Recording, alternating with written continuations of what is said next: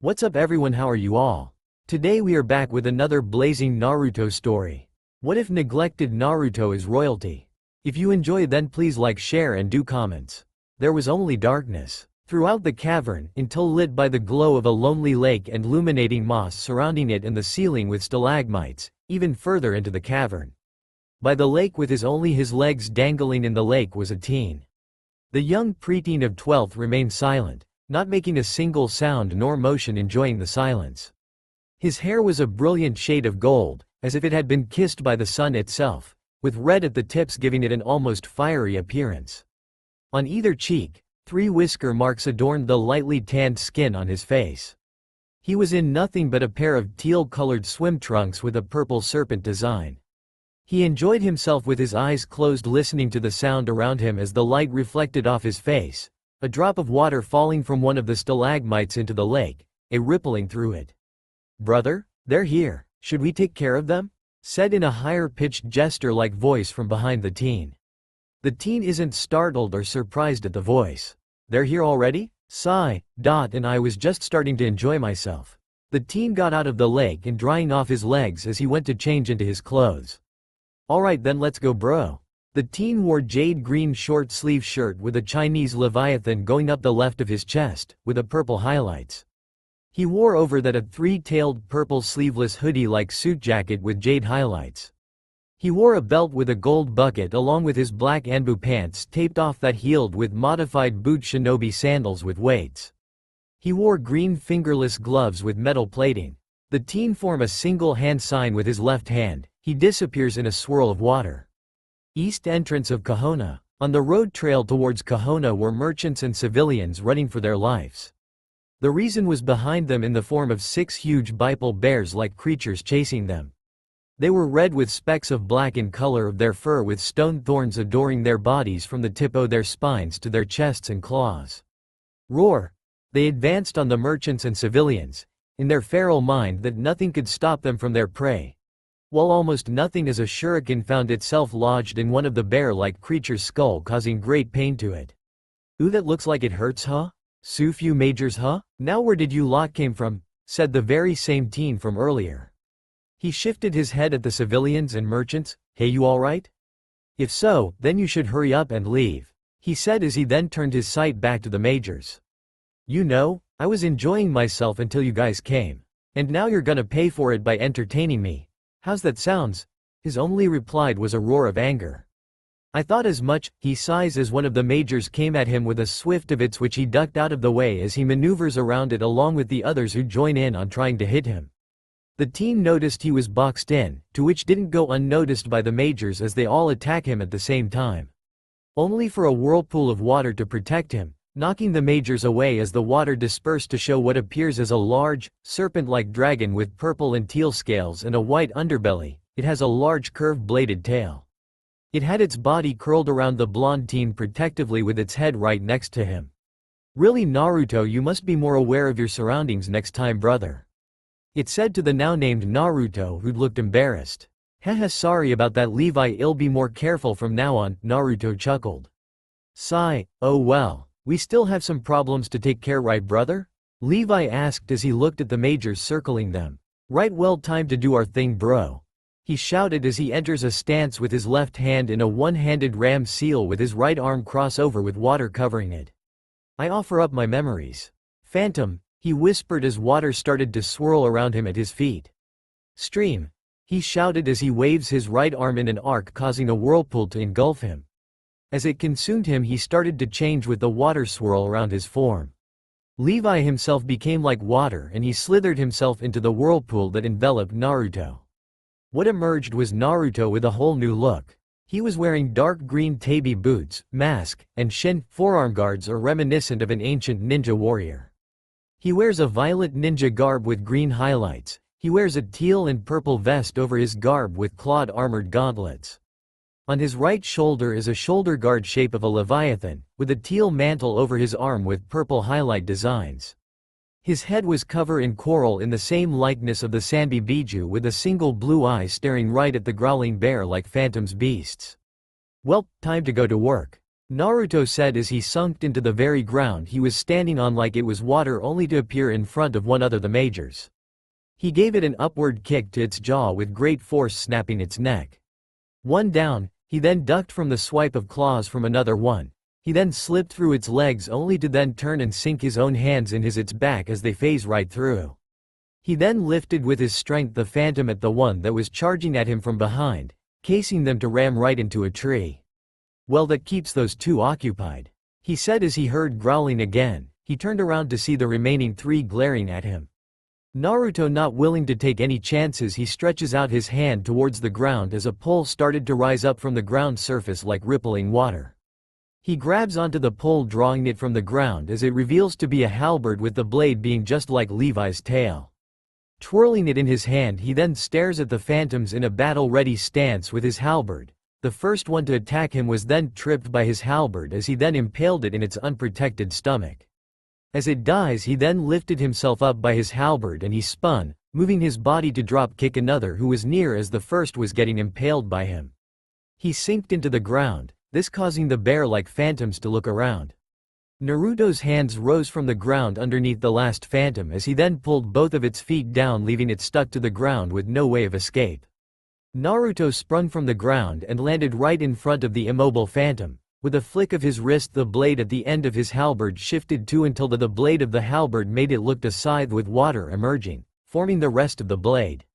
He then spun around, slicing the phantom in half along with the other phantom behind him that he originally dropped kicked. With that, he then turns his sights on the two remaining phantoms that he flung at each other. He then began to walk calmly towards as the area around him enlarged, becoming water. His walk becoming a jog then turns into running as swings his halberd at them upward, sending them both flying as it then shifts into its scythe form. Naruto snagging them both on the dull side of the blade and slamming them both back onto the watery surface, only for a tail with a bladed tip to ensnare them and drag them into the abyss of the water. Have a nice swim, he joked as he knows nothing escapes Levi once he got them like that. Naruto then looks back at the site of their fight to see the corpses of the phantom majors are turning into smoke, leaving a glowing black core behind. Well, that's a good amount for the day. Wouldn't you say so, bro? Asked Naruto as he turns his head slightly at Levi, who was now right by his side. Ah, quite so, brother. I thank you for this meal, he says as he then goes and begins to eat the black cores of the very beast they were fighting earlier. After his meal, Naruto walking up to him. Yeesh, those guys ruined our relaxing time, he says with a tone of disappointment. Well, yes, they did bother. Look on the bright side, those innocent people are alright and you got some entertainment out of them at least, Levi said as he looks at his brother with mid-amusement. Okay, true that they did. But now I'm kind of hungry since all I've been doing was fighting those guys, and seeing you eat does make me in the mood for some dango, he said as he thought of some food and thought. He then realizes that he was in his stream form. After stream, he muttered as his form began to steam off him. He then shakes off the feeling of his previous form as Levi shrinks back to the size of a normal snake and warps himself around Naruto's neck as he begins to walk back into the village and towards getting himself some food. No matter what time of the day, the view was always breathtaking to Naruto as he stared at it with emotionless eyes. How the village looked from top of one of the Hokage heads, how the sun reflects off each house and the sight of the sunrise and sunset. The light of the trees shows off. He would always come up to the Hokage monument whenever he needed to think or to get away from it all. It was soothing. Brother, are you alright? Asked Levi as he was concerned about what they not too long ago heard. They heard his parents speaking again and Levi was worried about Naruto. He knew about his brother's relationship with his family, wasn't so stable, but with what he heard it maybe become beyond repair. Flashback. Phew, that was annoying. Stupid pitch phantoms. 1. Disturbing break time from my training, muttered Naruto as he walked in from outside, annoyed, having to use the rest of his free time to fight off phantoms and protect innocent civilians. Well, brother, it wasn't exactly like we knew they were gonna be there, said Levi as he curled up around his neck, but Naruto was tired and just want to rest in his nice comfy bed, but he froze once he heard his parents' voices. Huh? Ka-san? Tu-san? Was what Naruto though in curiosity, as he got close up to the door to his father's study to listen in. Levi's head shot up along with Naruto's. Are you sure about this, Minato? Are you sure we can? He heard his mother's voice. He heard his father sigh. Don't you remember what the doctor said? Because of Naruto's weak body, he would most likely only live for 6 years or so. And it's not like we didn't try to find a cure. Wherever we went, everyone said the same thing. Even Tsunade, who is the best doctor in all the elemental continent, couldn't find a cure for him. We even tried sealing some of Kyuubi's chakra into him, hoping it would cure him. But even that made it worse. So it's best if we distant ourselves from him, so when his time does come it won't hurt that much. Isn't that the reason we never got close to him? Minato questioned his wife. I know, but it isn't fair. He's already lost the ability to have a normal childhood. Why does he have to lose his life too? Mumbled Kushina, as tears came pouring out of her eyes. Minato, seeing his wife's distress, began to comfort her. You're right, but it's just not that easy. Every time I want to tell him, my throat tightens up. It's like my tongue just fails me, or the words themselves don't want to be spoken.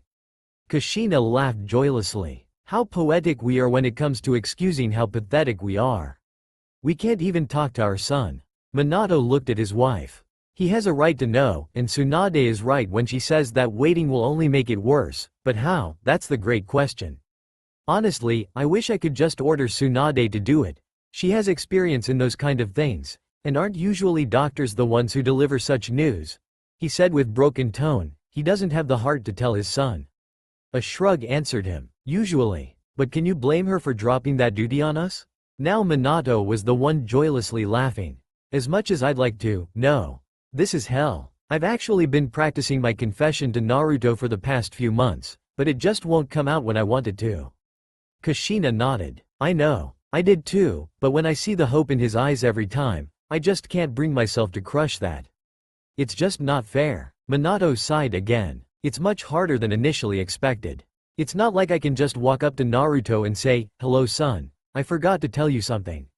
Remember when the doctor said that you'll be better in a few months? Well, he was actually lying. You have few months to live, maybe a year at most. You'd be lucky to live any longer than that, so you'll never be a shinobi, my bad. How do you tell your child that his lifetime dream can never become real because of a disease that's killing him? Had Naruto said something, his voice would have been gone. He needed to leave, he wanted to leave. Without a second thought, Naruto just let himself sink into the floor as he disappeared like he was never there in the first place. Flashback end. When he reappeared by the Hokage's monument, he wasn't sure what to even think, to feel about what he just heard. Naruto thought about his life.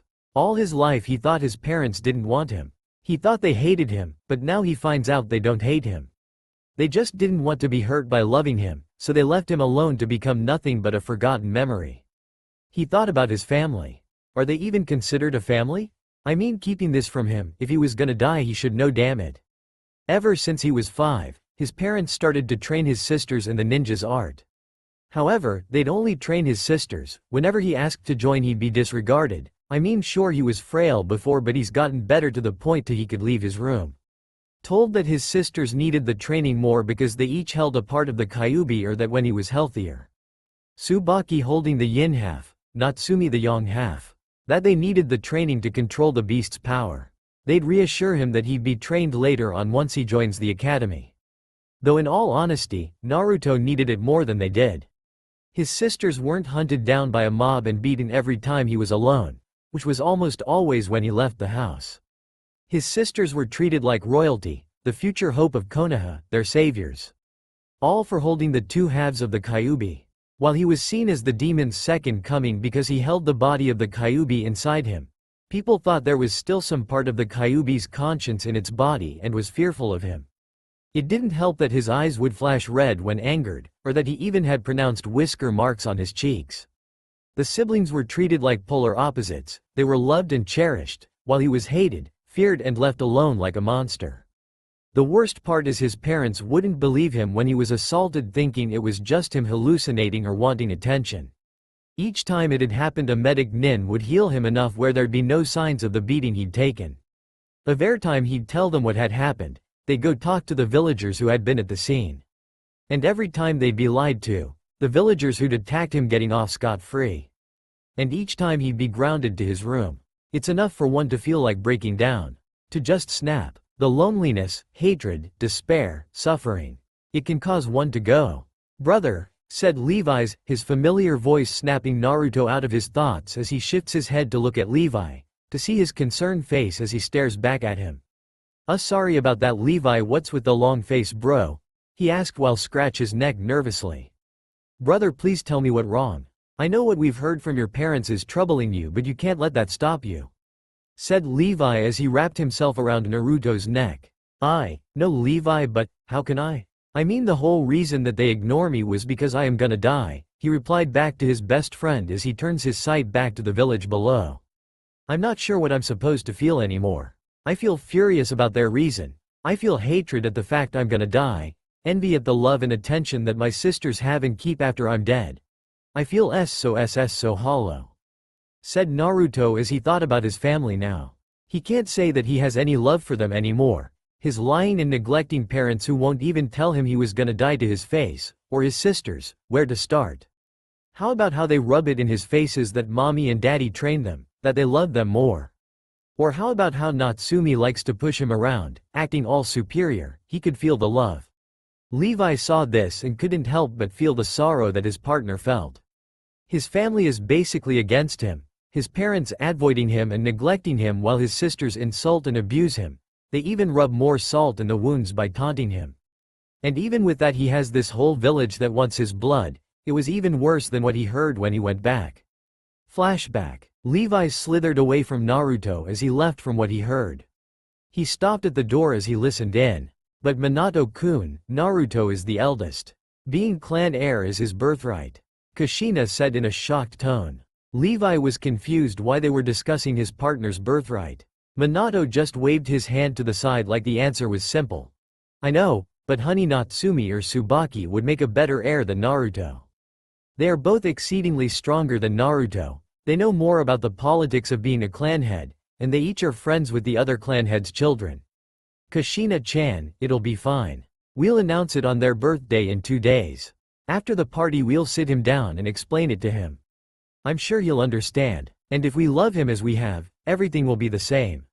Minato explained. Levi was silent, not believing what he was hearing. Surely Naruto's mother would.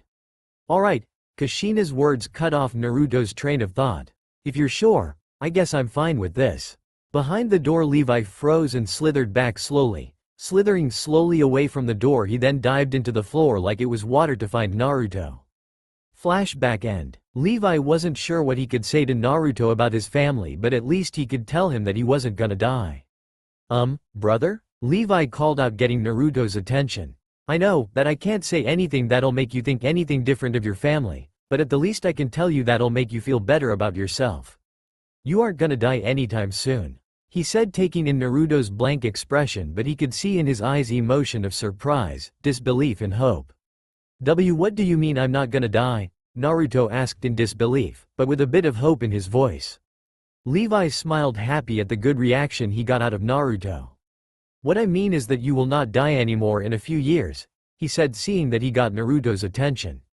You remember when you first formed our contract and Phantom Stream? He received a nod. You see, when you formed a contract with a phantom, an exchange of our energy is transferred over to each other. It shows how compatible we are and strengthens that bond between the two. When you first pre-formed Phantom Stream for the first time, you barely use any of my power that lingers inside you before, unlike you do now. When a human whose body preforms Phantom Stream, the power gained from the contracted phantom works on changing the body based on the memories, the emotions, and the will of the user. When the user stops using the Phantom Stream, the lingering power inside the humans works on strengthens the human's body for the human to endure the strain it puts on their body and make them healthier. You following me so far? He asked Naruto, who's letting all this information sink in. Yeah, I understand, but bro, what does this have to do with me? With me not dying? He questioned Levi, curious with the thought of hope rising.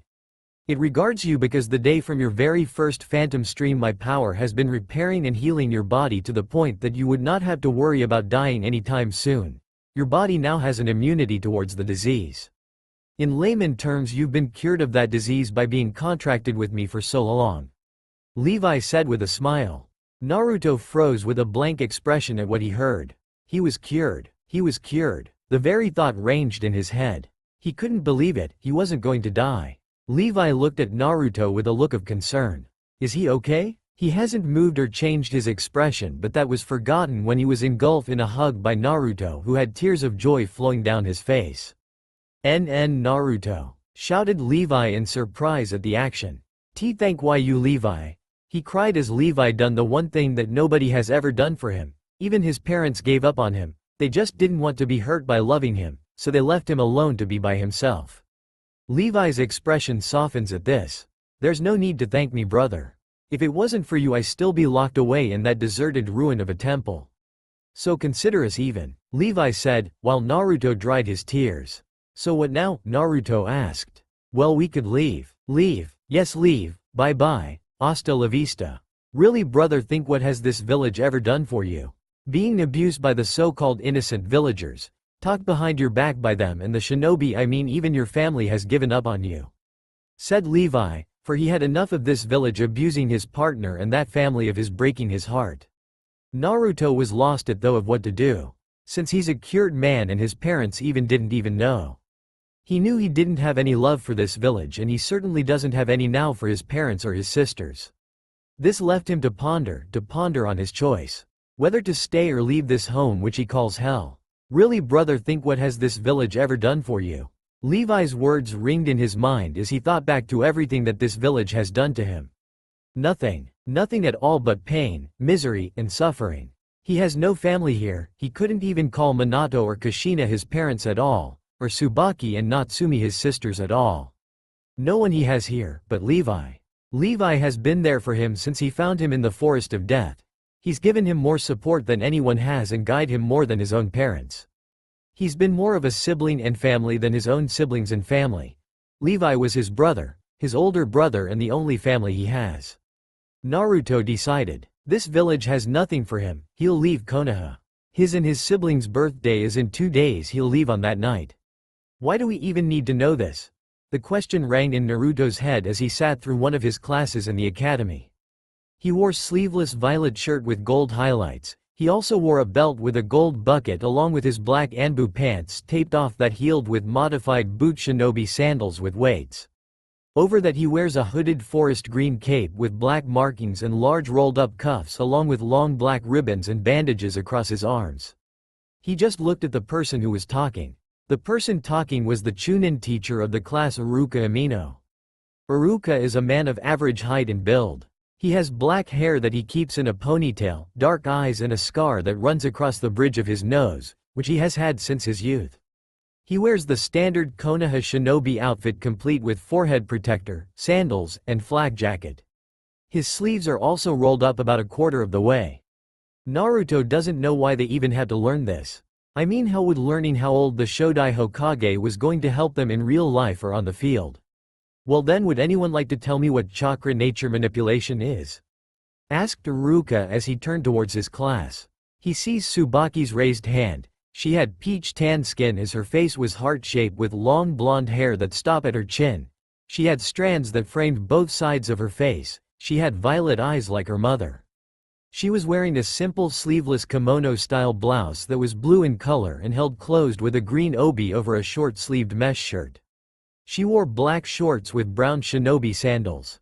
Yes, Tsubaki. Chakra nature manipulation is an advanced form of chakra control that entails the molding and defining of one's chakra into an innate kind of chakra nature, altering its properties and characteristics for use in techniques. She said, proudly getting praise from her peers. Iruka nodded his head at her answer but raised an eyebrow at another hand being raised. Yes, Naruto. Chakra nature manipulation is not just an advanced form of chakra control that entails the molding and defining of one's chakra into an innate kind of chakra nature, altering its properties and characteristics for use in techniques. Nature transformation is also one of 2 necessary components for creating or modifying a technique that shinobi currently use today, with the second component being shape transformation. While nature transformation changes the nature of the chakra to an exact element, shape transformation changes the actual form and movement, altering its abilities, to which allow shinobi to adapt their justice on the fly. Said Naruto with a bored look as the whole class looked at him in shock, including Iruka at his well thought out and descriptive answer. Yes, thank you Naruto for that descriptive answer. Said Iruka, who was surprised at the answer from the boy. He usually stays silent and only answer in short sentences, much like the Shino, only he actually talked much more. The class stood silent as they tried to comprehend what they saw, while Tsubaki was furious at what her worthless brother did as he made her look like a fool in front of the class with his answer. He never acts in class, so why does he do so now? The very thought of him one-upping her was so frustrating. Natsumi on the other hand looked at her brother, curious at how he acted, for this was different from how he usually acted in class. He usually stayed silent and tried to blend into the background. She wondered what made her weak brother act this way. Natsumi had her red hair tied in ponytail. She had clear blue eyes just like her father, a heart face like her sister. Natsumi wore a light blue sleeveless shirt with a V-cut shaped collar with a mesh shirt underneath, showing a bit of her developing chest. She wore a gray skirt that reached her knees and wore black shinobi sandals. On her hands she had on black fingerless gloves with the Namikaze emblem etched on the back. Both her and Tsubaki were the best in the academy, with Uchiha Sasuke placing a close third. For that reason they commonly called the Namikaze princesses by their peers. Naruto on the other hand was always in the shadow of them and their parents amongst other things, and that was where he wanted to be seen now after everything and what he has planned. You see, for Naruto it never made sense to stand out. They were supposed to be ninja and standing out was like screaming, "I'm here, kill me." So while everyone else was trying to shine now, he was thinking ahead to the Chunin exams. His sisters really don't think about their future battles or enemies if they haven't thought of that yet. Naruto could feel the stares of his classmates as well, the glare his sister was sending his way, but he really didn't give a crap about it as he thought about what Levi told from him the day before. Flashback. Brother, I need to tell you something. It's important since it involves your family. Come to the temple in the Forest of Death after class today, alright? You know, the one where we first met, said Levi from Naruto's shoulder before he slithered off and sinked into the floor, leaving Naruto the only one left in his room as he went to get ready for the academy. Sometime later, huge, tall trees and menacing is what one would call this forest once they set their eyes upon it. This forest, one of the tallest there is in Konoha, is well known for being a part of the second part of the Chunin exams. Not many would wander here, except maybe a certain snake using Jonin, it being home to many monstrous animals and insects many times the size of their counterparts. Thanks to the remaining chakra of the Shodai Hokage, they grew to these monstrous and dangerous state, ready to rip and tear whatever poor and stupid shinobi foolish to wander in. This is training ground 44 AK. The Forest of Death. This is where he met him for the first time. This is where Naruto met Levi for the first time. He was 7 at the time and was being chased by a mob of civilians and few genin. Sigh. This must be important for him to ask me to come here of all places, said Naruto as he looked at the fence sealing off the forest. He just jumped over it as he began to tree jump from one to another. This was an important place to them, for it was the birth of their friendship and their brotherhood, along with Naruto's rebirth as the shinobi phantom streamer Aquos. It meant a lot to him, so if Levi asked him to come here, something that has to do with his family. As he traversed the forest, avoiding the many traps and dangerous bloodthirsty wildlife that inhabit the forest, he passed by a huge tower in the center of the forest. This were the remaining genin teams reach for the second part of the exams. Naruto passed this tower and into the more sealed-off quarter of the forest where only personal Anbu are allowed to enter with permission from the Hokage. This is where Naruto is going, for in that quarter is a ruin of a temple falling apart and covered in vegetation thanks to Father Time. Naruto reached the entrance of the temple to see Levi there waiting for him in his regular size than his chibi size whenever he's with Naruto in public. I see you made it, brother. How was class? Levi asked as he turned to Naruto. It was a waste of time. Besides being boring and useless considering I know the lesson already, it was even more annoying with my sisters taunting me or my classmates sucking up to them, he said as he rubbed his temple at the memory of his sisters. I see. Well then follow me, brother, said Levi as he slithered into the temple with Naruto not that far behind as they walked in past old ancient agriculture but even new things like a few photos framed along the wall of Naruto and Levi within different places or with different people. One of them was of Naruto with Levi as they were standing next to a defeated phantom. Another was the both of them enjoying the fireworks of the village festival on the Hokage monument. The last one that they passed was of Naruto when he still had his friend, When he was 9, he was wearing a sky blue shirt and coal black shorts. He had a smile on his face, while the girl next to him had a purple kimono with a green obi tied around her waist. She had spiky orange hair, red-orange eyes and a small smile. After walking through more corridors they made it to the center of the temple. They walked right in, well more like slithered in Levi's case, but they made it into the base room of the temple. The center base room, despite the dilapidated condition of the temple's exterior and the majority of its relative interior, the temple actually houses a substantial yet meticulously concealed and well-furnished base of rooms which both Naruto and Levi worked on to make it livable for Naruto when he needed to get away from the Namikaze manor and away from his family, and as a place for Levi when he's not with Naruto. There were 2 corridors on opposite sides from where they were facing. The left hallway held 3 doors, 2 on either side of the hallway with some space between them and one at the very end. This was where Naruto's main study and private quarters were occupied. He didn't use this room very often. His main study contained scrolls of different kinds ranging from 2 kinds of elemental jutsu he had obtained from his family library, both offensive and defensive, Fuinjutsu, and his personal scrolls given to him by Jiraiya when he was still cared and noticed. He had trained intensively using the Fuinjutsu he inherited and earned, using them to make his life more comfortable and spacious in the temple. The final door on the left side of the passage was where his bathroom could be found.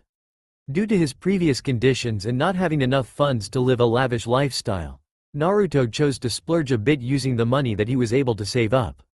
The blonde jailer researched a large degree of catalogs and magazines of prosperous individuals from which he stole from civilian store when they weren't looking. Duplicating their fondness in bedrooms and style in bathrooms, Naruto and Levi got to work to create a spacious environment. While not being outwardly large, his bathroom was almost equivalent to his apartment in size. He had a walk-in shower, easily capable of holding 3 people of his size, a large bathtub, and twin sinks embedded in a smooth dark gray countertop. Hanging above both sinks and granite countertop was a large mirror that expanded at the edges of each side of the counter. The floors were decorated with a smooth, light gray tile that were embroidered with white outlines. The walls were also a light gray with silver toiletries hanging on the walls. The opening that led to the bathroom was oval in shape and had a white outline to it. Cabinets were present at the corners of the room and beneath the sinks for easier access to anything worth keeping. The reason for it being this big was for Levi. Being small for almost the time can be a bit aggravating for him, especially when he was in or near water, so the solution was a big bathroom for that both he and Naruto can use. So when they both wanted to take a shower or bath, they don't have to worry about Levi's size. It was a lot more comforting for the big serpent. And finally on the right were the kitchen and dining area. It was large enough in case they ever had an influx of people living with him. Naruto shrugged. Maybe they were a bit paranoid, but being prepared rather than not is more preferable. The dining area was also fairly large. Rather than a singular table, Naruto's room was not far from the center. The door was right next to the kitchen. "So Levi, what's this have to do with my family?" asked Naruto. Took a seat at the dining table. He stared at Levi waiting for his answer. Well, Levi wasn't exactly sure on what to say to him. How do I tell him about this? About his parents are planning to do? He thought as sweat dripped down his face. It's your parents. What are they planning to do now? He asked, already annoyed about this. Now this is where Levi wasn't quite sure on how to deliver the news to him. He wasn't sure on how he reacts to his own parents disowning him. He's not sure he wants not to tell him, but it's better than waiting for him to hear it from his parents. He already almost didn't care about his parents, and he was both saddened at his sisters and disgusted at their changed behavior. Ever since his parents began his sister's training, they took all their attention on training Tsubaki and Natsumi and giving them the best care and love any child could ask for. However, Naruto was soon forgotten by his own parents for his 2 sisters. Even worse, when Jiraiya told Minato about the prophecy, Naruto's life had gone down fast. On Christmas and birthdays, Naruto's presence lessened every year until he was soon forgotten on the holidays. The same thing happened on Christmas as well. When Naruto was 6, he just thought that it would blow over and they would remember him eventually, but they never did. When the family went out to eat or go on holidays, they would always forget Naruto and leave him at the house. Even Tsunade and Jiraiya followed his parents' way and treated Tsubaki and Natsumi like princesses, while Naruto became the forgotten child of the Yondaime. His sisters used to be kind and caring, but they changed into cruel, spoiled little brats. They started to change after they began their training. Once they started to get attention, they let it go to their heads and spoiled. It broke Naruto's heart when they started to treat him like trash, a waste of space. They acted like he was a disgrace or a servant instead of their brother. They enjoyed any chance they get to cause him misery. The last thing that stopped him from ever loving them was framing him for all the pranks and mischief they cause onto him.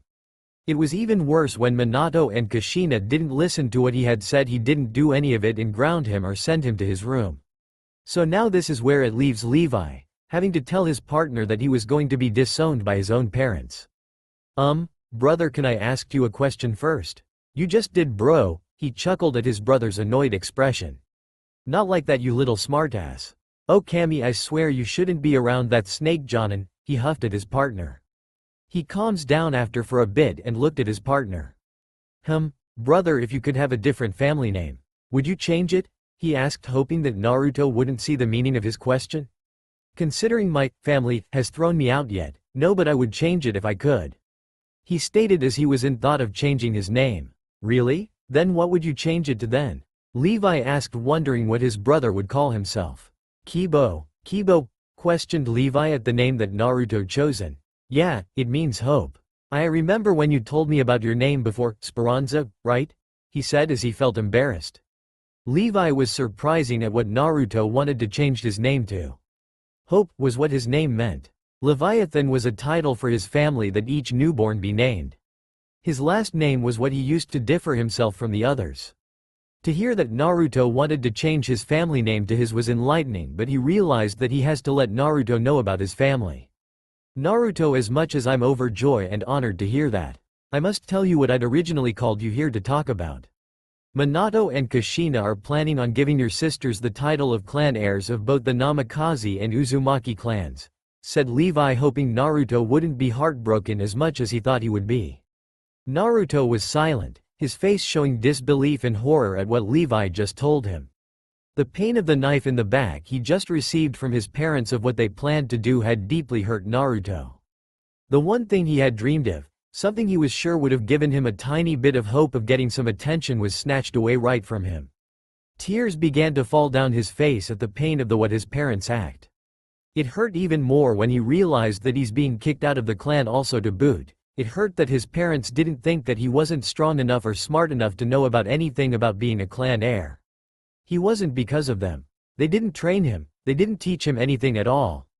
Listening to his parents drop him as clan head broke any string of staying in the damn village. The villagers hated him. The shinobi ignored him when he was in trouble and called him the fake son of Minato. He had no friends because they ignored him for his sisters. His family didn't seem to give a damn about him and ignored him for years. His only connection was to the nice women in Ichiraku family who actually showed and treated him with respect, but it wasn't enough for him to stay. The last string of what he had to this village was gone. He was going to leave this fucking hell. Levi looked at his partner and could feel his heart break at the expression of pain and despair Naruto was feeling. He curled himself around Naruto and pressed his head against Naruto with his tail patting his head as he whispered soothing words in his ear. Naruto started to calm down as he hugged Levi. Naruto, asked Levi as he heard his muttering. Levi, sniff, thank you. Anytime, brother. I'll always be here for you, Naruto, don't forget that, he said as he started to sing a little lullaby for his partner, no, his little brother. As he felt Naruto fell asleep, he slithered into Naruto's room and lay him down in his bed as he shrunk down to dog size and curled up right next to him. Flashback end. Naruto thought about where he should visit. He couldn't go to Sand since they are allies with the Leaf and they would most likely give him back if they were to find out who he was. Cloud and Stone could be trouble and Mist is still going through that civil war, so they couldn't go there. He has snapped out of his thoughts by something overshadowing him. He looks up to see Tsubaki glaring down at him with her two friends Sakura and Ino flanking her sides. Is there something you want, Tsubaki? Naruto asked as his sister glared at him. Weakling. I won't acknowledge you as anything but my kin, Onichan. Even as the oldest, you weren't even worthy enough by our father to even be considered as heir to our clan. Tsubaki uttered silently only for the three of them to hear. Naruto just scowled at this for a moment but soon shrugged it off and replaced it with a smirk. Naruto got up from his chair and proceeded to a seat in the back, along the way weaving a genjutsu over all of Tsubaki's and Natsumi's fanboys. The moment he sat down, the genjutsu activated, which whipped the fanboys into action, causing them to swarm the objects of their desires with physical contact and confessions of their love. It was like watching koi fish swarm on some break that had just fallen into the pond. Hilarious. After getting his chuckling out of the way, he pulled out his little notebook and began to write in it again. Almost everyone thought he was just doodling in the little thing, but if they actually looked in it they would find jutsu ideas and formulas as well as seal designs that would outshine even his parents' masterpieces. The ringing bell signaled the end of class and time for them to leave. "Alright, it's the end of class. I want all of you to study your notes for our test in a few days," said Iruka as children all walked out or ran out of the classroom. Naruto watched as they were all greeted by their parents, even his own sisters were greeted by their mother. He sighed as he turned back to his little notebook and world of possibilities, free from having to deal with these idiots. Yet couldn't help but remember the day when everything changed for him. Flashback. It's late at night and it was pouring down raining. Miles away from the village, hidden in the leaves, in the forest, a little 6-year-old boy was running away with tears streaming down his face. This boy has spiky blonde hair, though it was flat now, due to the rain. He was really small for someone his age as he stood at 3 feet 0. He has ocean blue eyes and 3 pairs of whiskers on his cheeks. He wore a dirty black shirt, with a picture of a red swirl on the front, and green shorts. He also had a backpack, which contained scrolls. Who is this sad child? It's Naruto Namikaze, but now he's simply called Naruto, and he is the former son of the 4th Hokage of the Leaf Village, Minato Namikaze, and the Red Death herself, Kushina Uzumaki. He is also the child of eldest the triplets, Natsumi, the middle one, and Tsubaki, the youngest. So, why is he running away with tears falling in his eyes? 6 years ago to this day, a giant 9-tailed fox attacked the Hidden Leaf Village. It caused total mayhem and killed thousands of innocent people and ninja alike. Minato Namikaze went to defend the village from this monster after his wife gave birth to the triplets. The Yellow Flash went to try and seal the beast's chakra in half into his daughters. The yin half for Natsumi and the yang half for Tsubaki. After that fateful day, and much mourning for the people who were killed, Minato made an announcement of what happened and everyone declared the 2 girls heroes of the village. The first 3 years after that battle were okay, because it was the time when they were all a happy family. But when the triplets turned 4 things started to change. It was the day when Minato and Kushina announced to each children that they will train them. All 3 of them was excited that they were going to get the chance to become ninjas like them. However, the parents said that they will only train the girls, leaving Naruto alone. Confused by all this, Naruto asked his parents when it was time for him to start training. All they said was that his sisters needed it the most, since they both have the 9 tails chakra. So, Naruto accepted that excuse and understood perfectly. But after the day everything changed.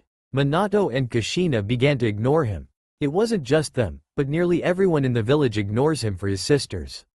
They even began to forget him on his birthday, which was the same day as the girls. Things started to get from bad to worst.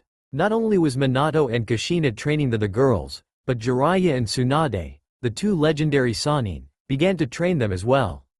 No matter how many times Naruto asked them, they always blow him away, telling him to stop bothering them, and because of that his sisters started to bully him. Whenever they saw him, they would always make fun of him and sometimes beat him up. Not only that, but they would also get him into trouble, like breaking stuff, painting the Hokage monument, stealing from people, etc. Naruto would always get in trouble for all the things he didn't do. In fact, whenever he tried to explain himself to tell everyone that it wasn't him, his parents would always yell at him and tell him to go to his room. Even when he tries to plead with them to listen, all they do is smack him across the face or just downright beat him, and his sisters were always there laughing at him. It got worse than that as nearly everyone in the village believed his sisters over him and began to call him the failure, or the disgrace to the Namikaze. Hell, even all the children of the village began to bully him, and the leaders were the so-called princess, of course, calling him weak, pathetic, garbage. The list goes on and on. Hell, it got even worse once the villagers began to form mobs and hunt him down to kill him. Like right now. Naruto ran as fast as his little legs would let him from the enraged mob of civilians and shinobi after him for blood. "Get back here, demon," shouted a man in his early 30s. "Yeah, demon, get back here and accept your punishment," yelled a boy that looked to be barely out of the academy. "Stop the demon," shouted a woman to a group of people just ahead of where she was running. "Catch him," shouted a man from the back of a mob. "Come on, he went left," shouted a gray-haired old man as the demon slipped temporarily out of view. Naruto still running until he came upon a dead end. A man with a Jonin flask jacket and some chunin along with civilians corner him within the alley. The Jonin steps out. "Now you're done for, demon. We will finally get rid of you. You caused this village many deaths many years ago, so now we will put an end to you and avenge our loved ones. Fight or flight, this is what my mind was signaling me. My mind is telling me to run, and get away from these people. And so I did, but where do I go? Running, I come across something. Is that a small space leading out of the alley? Screw it, it's my only way out." He dashes towards the space soon after they started charging with kunais and shurikens in hand. "My heart palpitating, I'm almost there." Squelch. "Ah," he screamed. "Damn it, I got hit. I don't even know where I'm going. Wait, is that a forest? Maybe I can lose them in there, worth a shot." He jumped over the fence and started to run without a destination, deeper into the forest. All the Jonins, Chunins and civilians stopped. "Hey, what's the matter? Let's go get the demon," yelled a civilian to the Jonin. The Jonin spoke up, "You must be crazy. This is the forest of death. Most Jonin think twice before entering here. And plus he's injured since I'm pretty sure I nailed him, so if he doesn't die of bleeding out, the forest will finish him off. Let's go." Naruto ran and ran, not noticing his surroundings. He didn't even know he had run into temple ruins. Naruto found himself slowing down now. Blood was on the ground, and he was holding his shoulder. "Looks like I lost them, good. Not to find a place to res. OMFPH.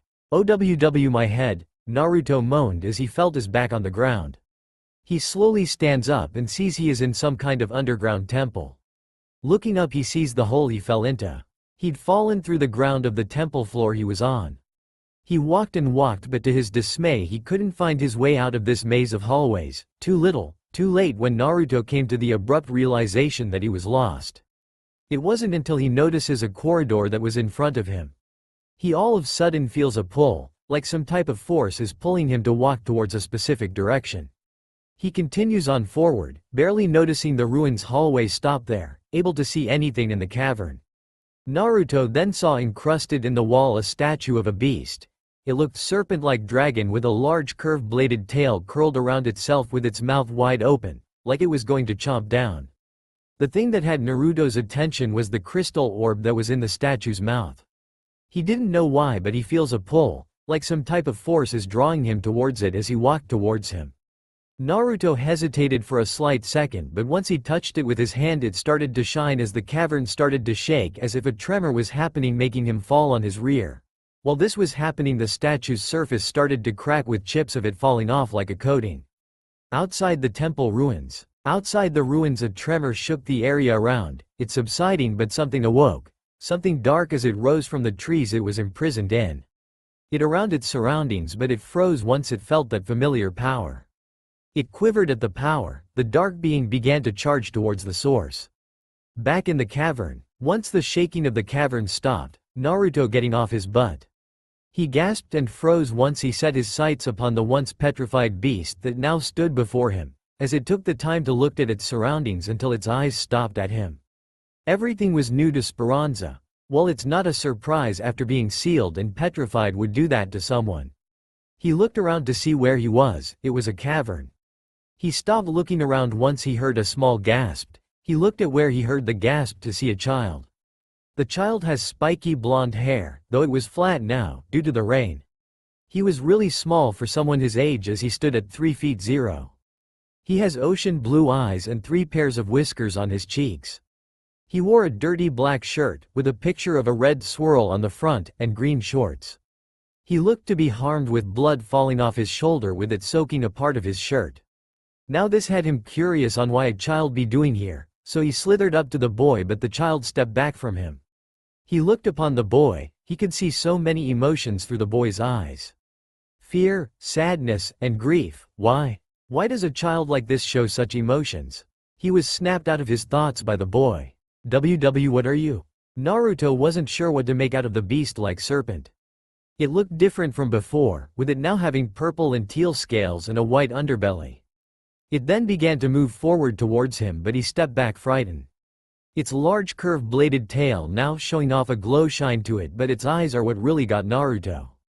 They were a blue like his own, crystal blue that reflects so much. That was when Naruto realized that the serpent noticed him staring at it. What are you? Naruto asked. Oh, who am I? Well, little one, I am a phantom, explained Speranza. A phantom? Yes, a phantom, but for who I am. My name is Leviathan Speranza. What is your name, little one? Leviathan introduced himself. I am Naruto Uzumaki Namikaze, he stuttered in front of Leviathan. Hummed out Leviathan as he looked at Naruto. He noticed his arm and shoulder dripping with blood. Naruto, why are harmed? Asked Leviathan. He noticed Naruto flinched and hesitated, but he told Leviathan everything about his life. Once after healing Naruto, he was left to his thoughts. Leviathan was appalled and disgusted at what he was hearing. What kind of people would do these kinds of things? These people, no, monsters, has done all this to you? Asked Leviathan, to which Naruto just nodded sadly. Leviathan thought about all he has heard about the village and the boy's own family. No wonder the boy had such emotions shown in his eyes. Not to mention the kind of childhood he went through, or the bad memories. Memories, maybe. Just maybe I can give this child a chance against everything, but only if he wants to, thought Leviathan as he looked at the child. He wanted to make a difference for this child, to help him and be there for him unlike his so-called family. Naruto, he called out, gaining the boy's attention. You want to be strong, right? Getting a nod out of the boy. Then would you like to form a contract with me? He questioned him.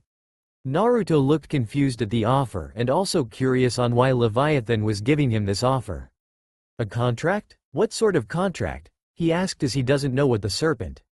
Yes, a contract. One formed between the two of us.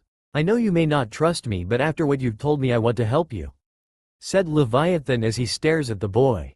This threw Naruto for a loop. A huge beast that he just met and share his life with wants to help him after everything. Naruto wasn't sure on what to say, but this contract he wants to form with him does speak interest.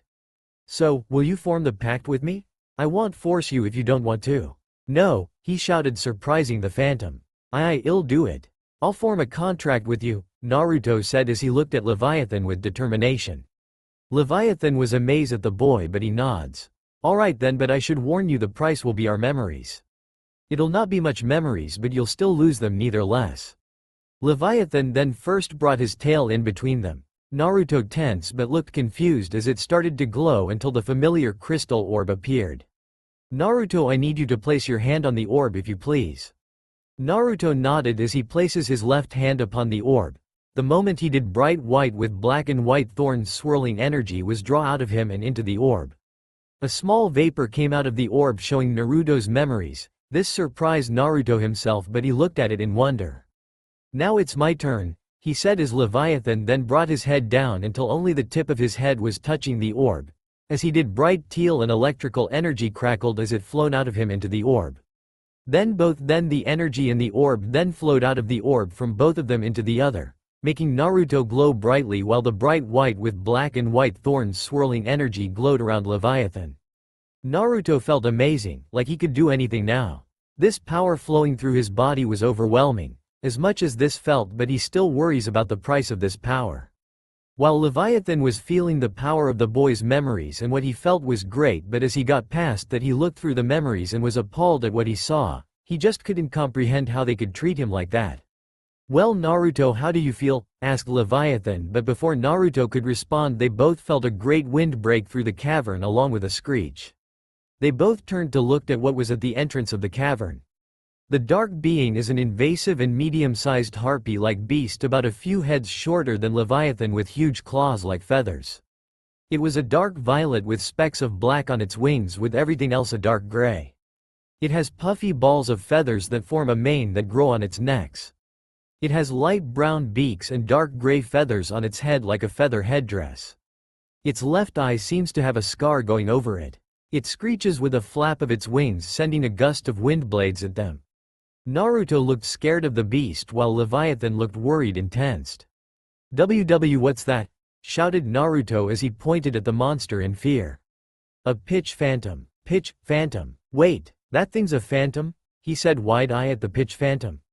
"Yes, phantoms who once lost their will and emotion, becoming nothing but a husk of their former selves, but the memories they still have. They go after anything that holds emotion or will similar to what they lost and drain or devour it," explained Leviathan as he coiled his body around Naruto's little body frame to protect him from the wind. "Why is it here? For me," said Leviathan as he glared at the pitch phantom that was the cause of these winds. He recognizes its species. He knows he could handle it by himself, but he can't, and for two reasons. He just was awoken from being sealed and is not up to full strength, and then Naruto. He looked at the little boy. He just formed a contract with him. "Wait. The contract?" Naruto called out Leviathan as the boy looked up at him. "Had to tell you something. I can't beat it," he said, much to his dismay. "What? Why?" he questioned as he held onto Leviathan as he moved around the monster, dodging its attacks. "I can't fight right now since I'm not back to full strength after being released from my sealed prison." "Then what do we do?" "You're gonna have to fight." Me fight? I can't fight," he yelled, looking at the phantom as if he's insane. "Yes, you can. When you formed that contract with me, you gained the ability to fight," said Leviathan as he took cover behind a huge boulder. "I can? But how? I'm only 6 years old," said Naruto as he looked frightened at the sight of the pitch phantom. He sat down and thought. "Naruto, I know you're scared, but you need to fight that pitch phantom or we'll die. You want to be strong and prove yourself to the village and your parents, right?" asked Leviathan. Naruto was in thought. Does he want to fight? Yes, he was scared, but what would his father do? Would he run away from this monster or would he fight it head on? What about his sisters? They have training and can fight. Being scared and frightened won't do him any good. He has to fight. As Naruto thought about this, he realized his answer. Naruto stand up with a determined look on his face. "Naruto?" asked Leviathan as he looked at Naruto with a curious look. "I'll do it," he said as he looked at Leviathan with a slight nervous expression. "You'll help me, right?" He. "Yes, I'll help you, Naruto," said Leviathan. While Naruto and Leviathan working on getting Naruto ready to fight, the pitch phantom was angry. Its prey keeps hiding and running away from it. After being awoken from being sealed away for so long, it hungers for the very same emotions, will and memories that it has lost. With another flap of its clawed wings at the very spot that its prey was hiding behind, generating gust of wind blades at it, only for its prey and the smaller prey to get out of the way. They positioned themselves with its prey behind the smaller prey right at them. Naruto and Leviathan ready themselves. "Alright Naruto, focus yourself, look deep in yourself.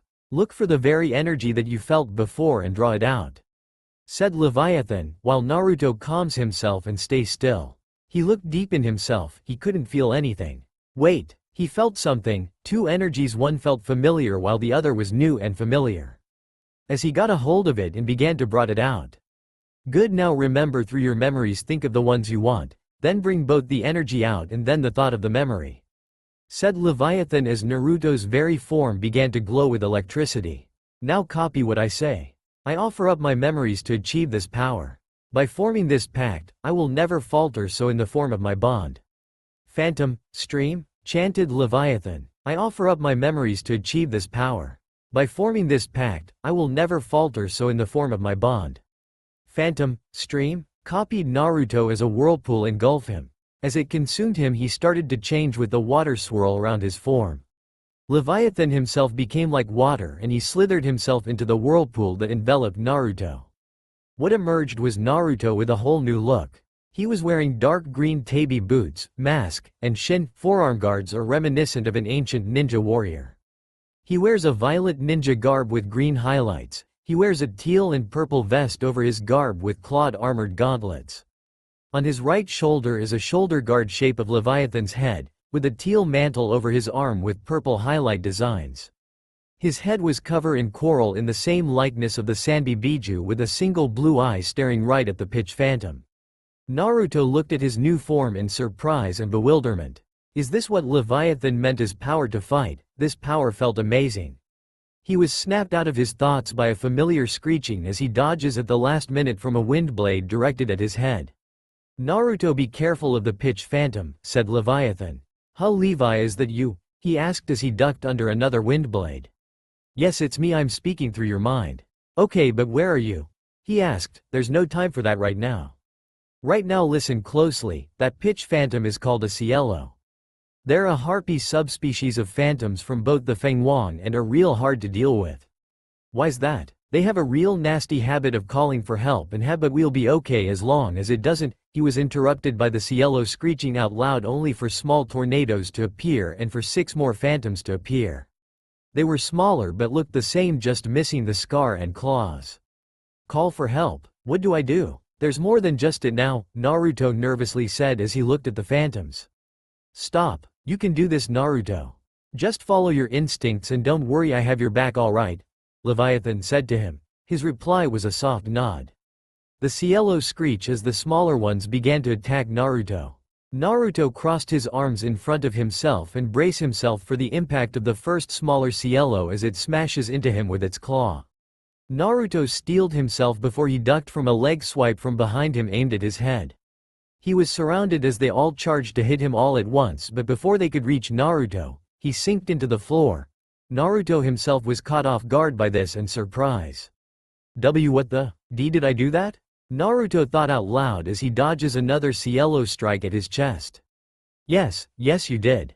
It seems you've founded your ability, Leviathan told Naruto.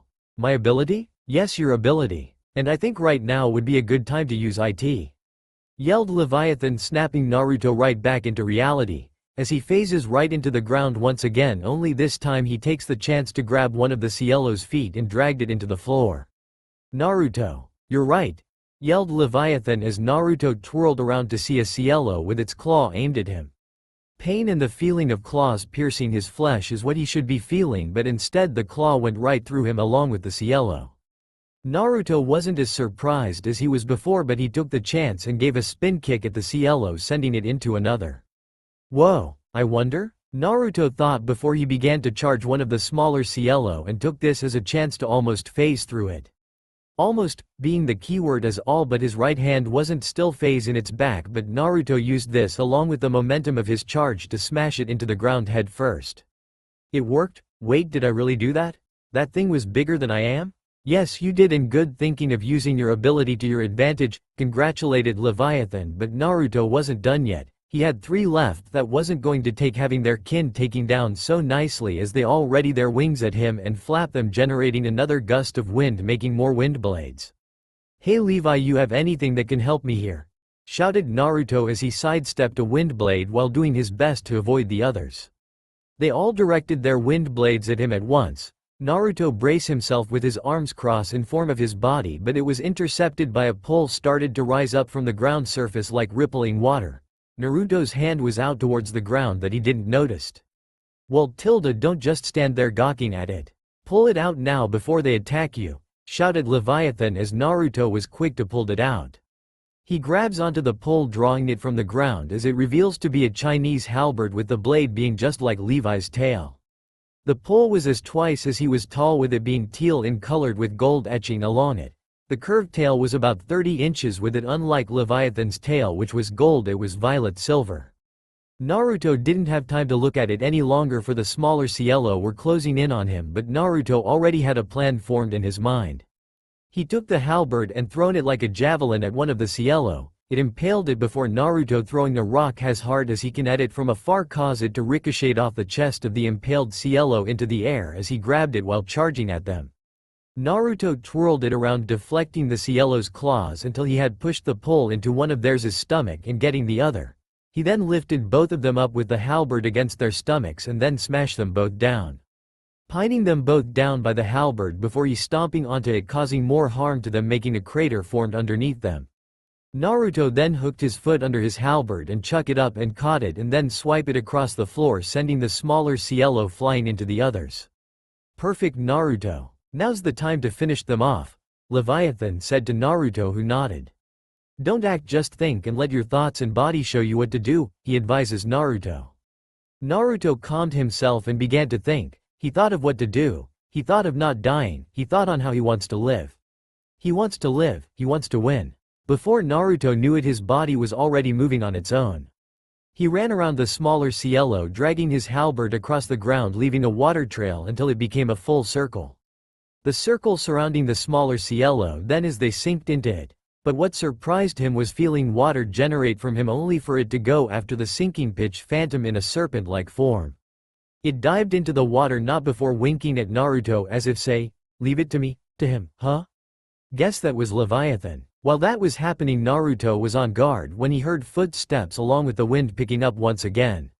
He turned to the side of the original cielo and by the expression of anger, it wasn't happy. Naruto tucked and rolled towards the right from the cielo, covered the distance between the two with its claw already on a down swipe at his head. Naruto quickly went for a stab motion with his halberd at it only for the cielo to twist its body, making sharp end of the halberd's blade past its chest to the left. Unrealizing it, Naruto twisted his wrist, causing the blade of the halberd to shifted down, making a small scythe before water gushed out, making the rest of the huge blade in the shape of a serpent head.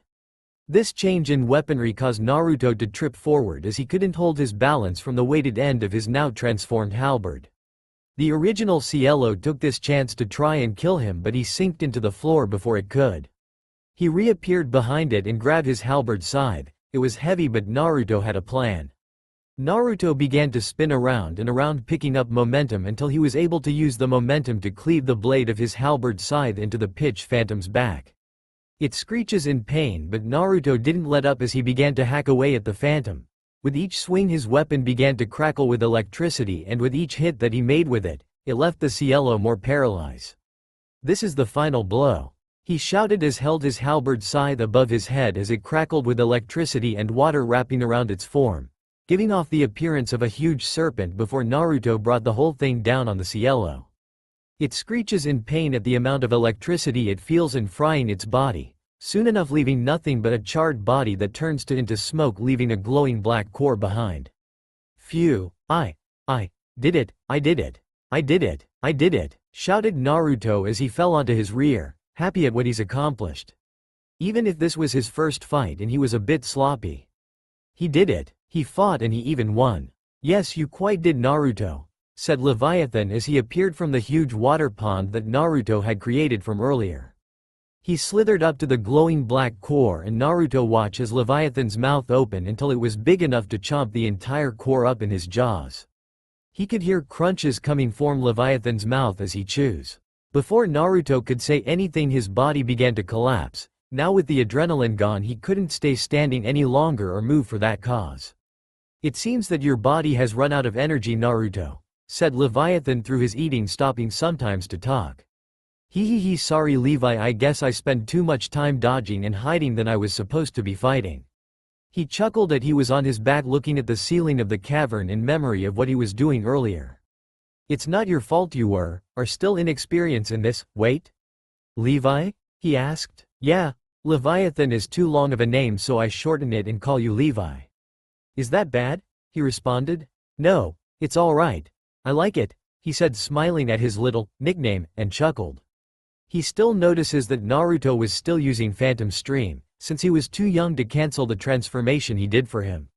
This cause freaked Naruto out, even more when that energy flowed out of him and into Levi's mouth as he quickly devoured it. "Well Naruto, thank you for the snack, but I think it's time for you to return home. Your parents must have noticed you missing by now," he said with a frown on his face at what he complied, but it was true after what has happened today, and the young boy needed to rest after that battle he had. Naruto felt something never his body. It was Levi having the boy on his back as he began to leave the cavern using the very same ability that Naruto has gained to move through the ruins and bedrock they were under. After this, Naruto's vision began to waver. It wasn't long enough before darkness claims him. Levi, hearing light snores coming from his back, could only mean that the boy finally fell asleep. He chuckled at the light snoring. Levi navigated through the ground of the village using the boy's memories that he got from him to lead him towards Naruto's home. He slips past the barrier seals that protected the house from intruders and made his way up into the boy's room. He gently placed down the boy in his bed as he shrunken down to the size of a small dog. He went to lie down by Naruto's side, but his breath hitches at what he heard him mumble in his sleep. Good night, big brother, he heard him say. Levi was touched that he called him big brother, something no one has ever called him. It gave him a warm feeling inside. Good night, little brother, he replied quietly, smiling towards him. He would make sure to stay with Naruto from now on. That contract was the best idea he has ever had. Just one more day and I am gone, he thought. With a small grin, the plan was simple. The Hokage was throwing a huge festival because his sisters were having their birthday. So the whole village will be out and about, security will be mostly drunk at that time. Just move through the crowd and keep his head low, that should work. Naruto picked up a book on wilderness survival and began to read. This was volume 4 of a 5-volume set. He was planning on finishing the last book the day before he left. He might need these for once he leaves this cesspool, he'd be able to survive in the wilderness.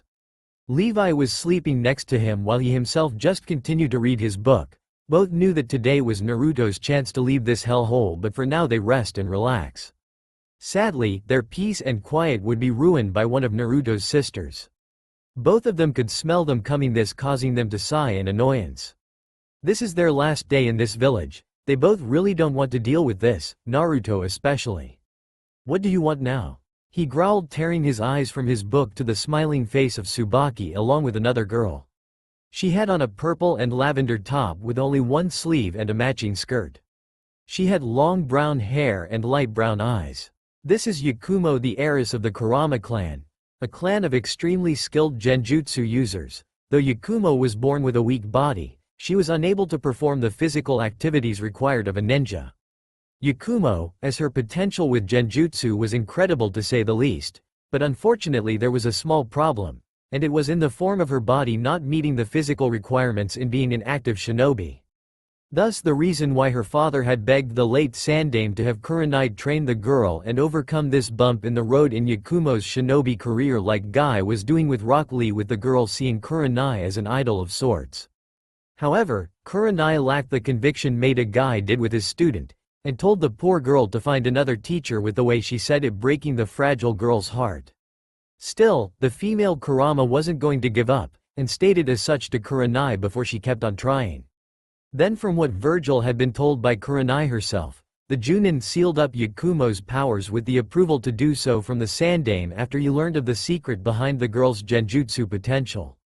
But what the old Cage, as well as Kurenai herself, didn't realize was that this power took on a life of its own within Yakumo, and broke out of the seal made to imprison it. Since then, the girl has been silently tucked away in one of the few clan homes the Kurama clan still possessed, and left them under careful Anbu supervision to do whatever her heart desire. So long as the desire didn't kill innocent people in a slow, gruesome fashion like a certain snake woman does to Konoha prisoners. However, while that may have worked for the late Sandame Hokage, it did not work for the current Hokage of the Leaf, and Minato looked into the matter himself. He managed to seal up Ito, and now she can achieve her dream, for that she owes Minato a great debt. I just wanted to see what my trash of a brother is doing. Is that wrong?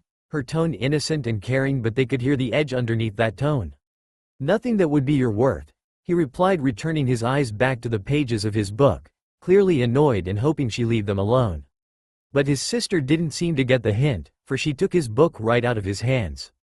Oh really, then what's this? She taunted as she looked at the name of the book that he was reading, wondering what had drawn his attention. A book on wilderness survival? Why would you read a book on that? She questioned him, curious why he would be reading this. But she would have to hold on to those questions as the book was ripped out of her hand by Levi's tail. She glares at the serpent, with him returning the glare at her. Levi hated how these girls acted and treated his brother, and he won't let them any longer. This was their last day in this village, and he won't let anyone boss or hurt Naruto anymore. Hey, you trash, control your stupid snake. Or next time I'll use it for practicing my Rasengan. She yelled at Naruto, but all he did was glared at her while Levi gave him back his book and then curled around his neck like a leather scarf. Naruto rolled his eyes at Natsumi, clearly not caring or showing any concern of her threat. Levi's not a snake, he's a serpent, and not just any serpent but a phantom one that's huge as any of the clan main houses. She doesn't have a chance of even hurting him herself, and that's without him using Naruto's ability Swim Phaser, or called Aqua Phase, either one Naruto hasn't really named it yet. So there's no way she could cause harm to him at all, If anything, it'd be like in bug biting. So Naruto just sighed before going back to his book. Tsubaki furious, but a hand on her shoulder from Yakumo stopping her. Leave him, he's not worth it, she told Natsumi, who'd looked back at Naruto, still reading his book with Levi glaring at her from around his neck. TCH, you're right, I shouldn't be wasting my time with this loser, she scoffed as she began to walk away while Yakumo followed with a side glance. She knew the relationship of the Hokage children wasn't good, but to hate her brother is quite a mystery. She left those thoughts for later. Yakumo, hurry up, she heard Tsubaki shout. Coming, she yelled back as she raced after Tsubaki, leaving Naruto and Levi alone once again.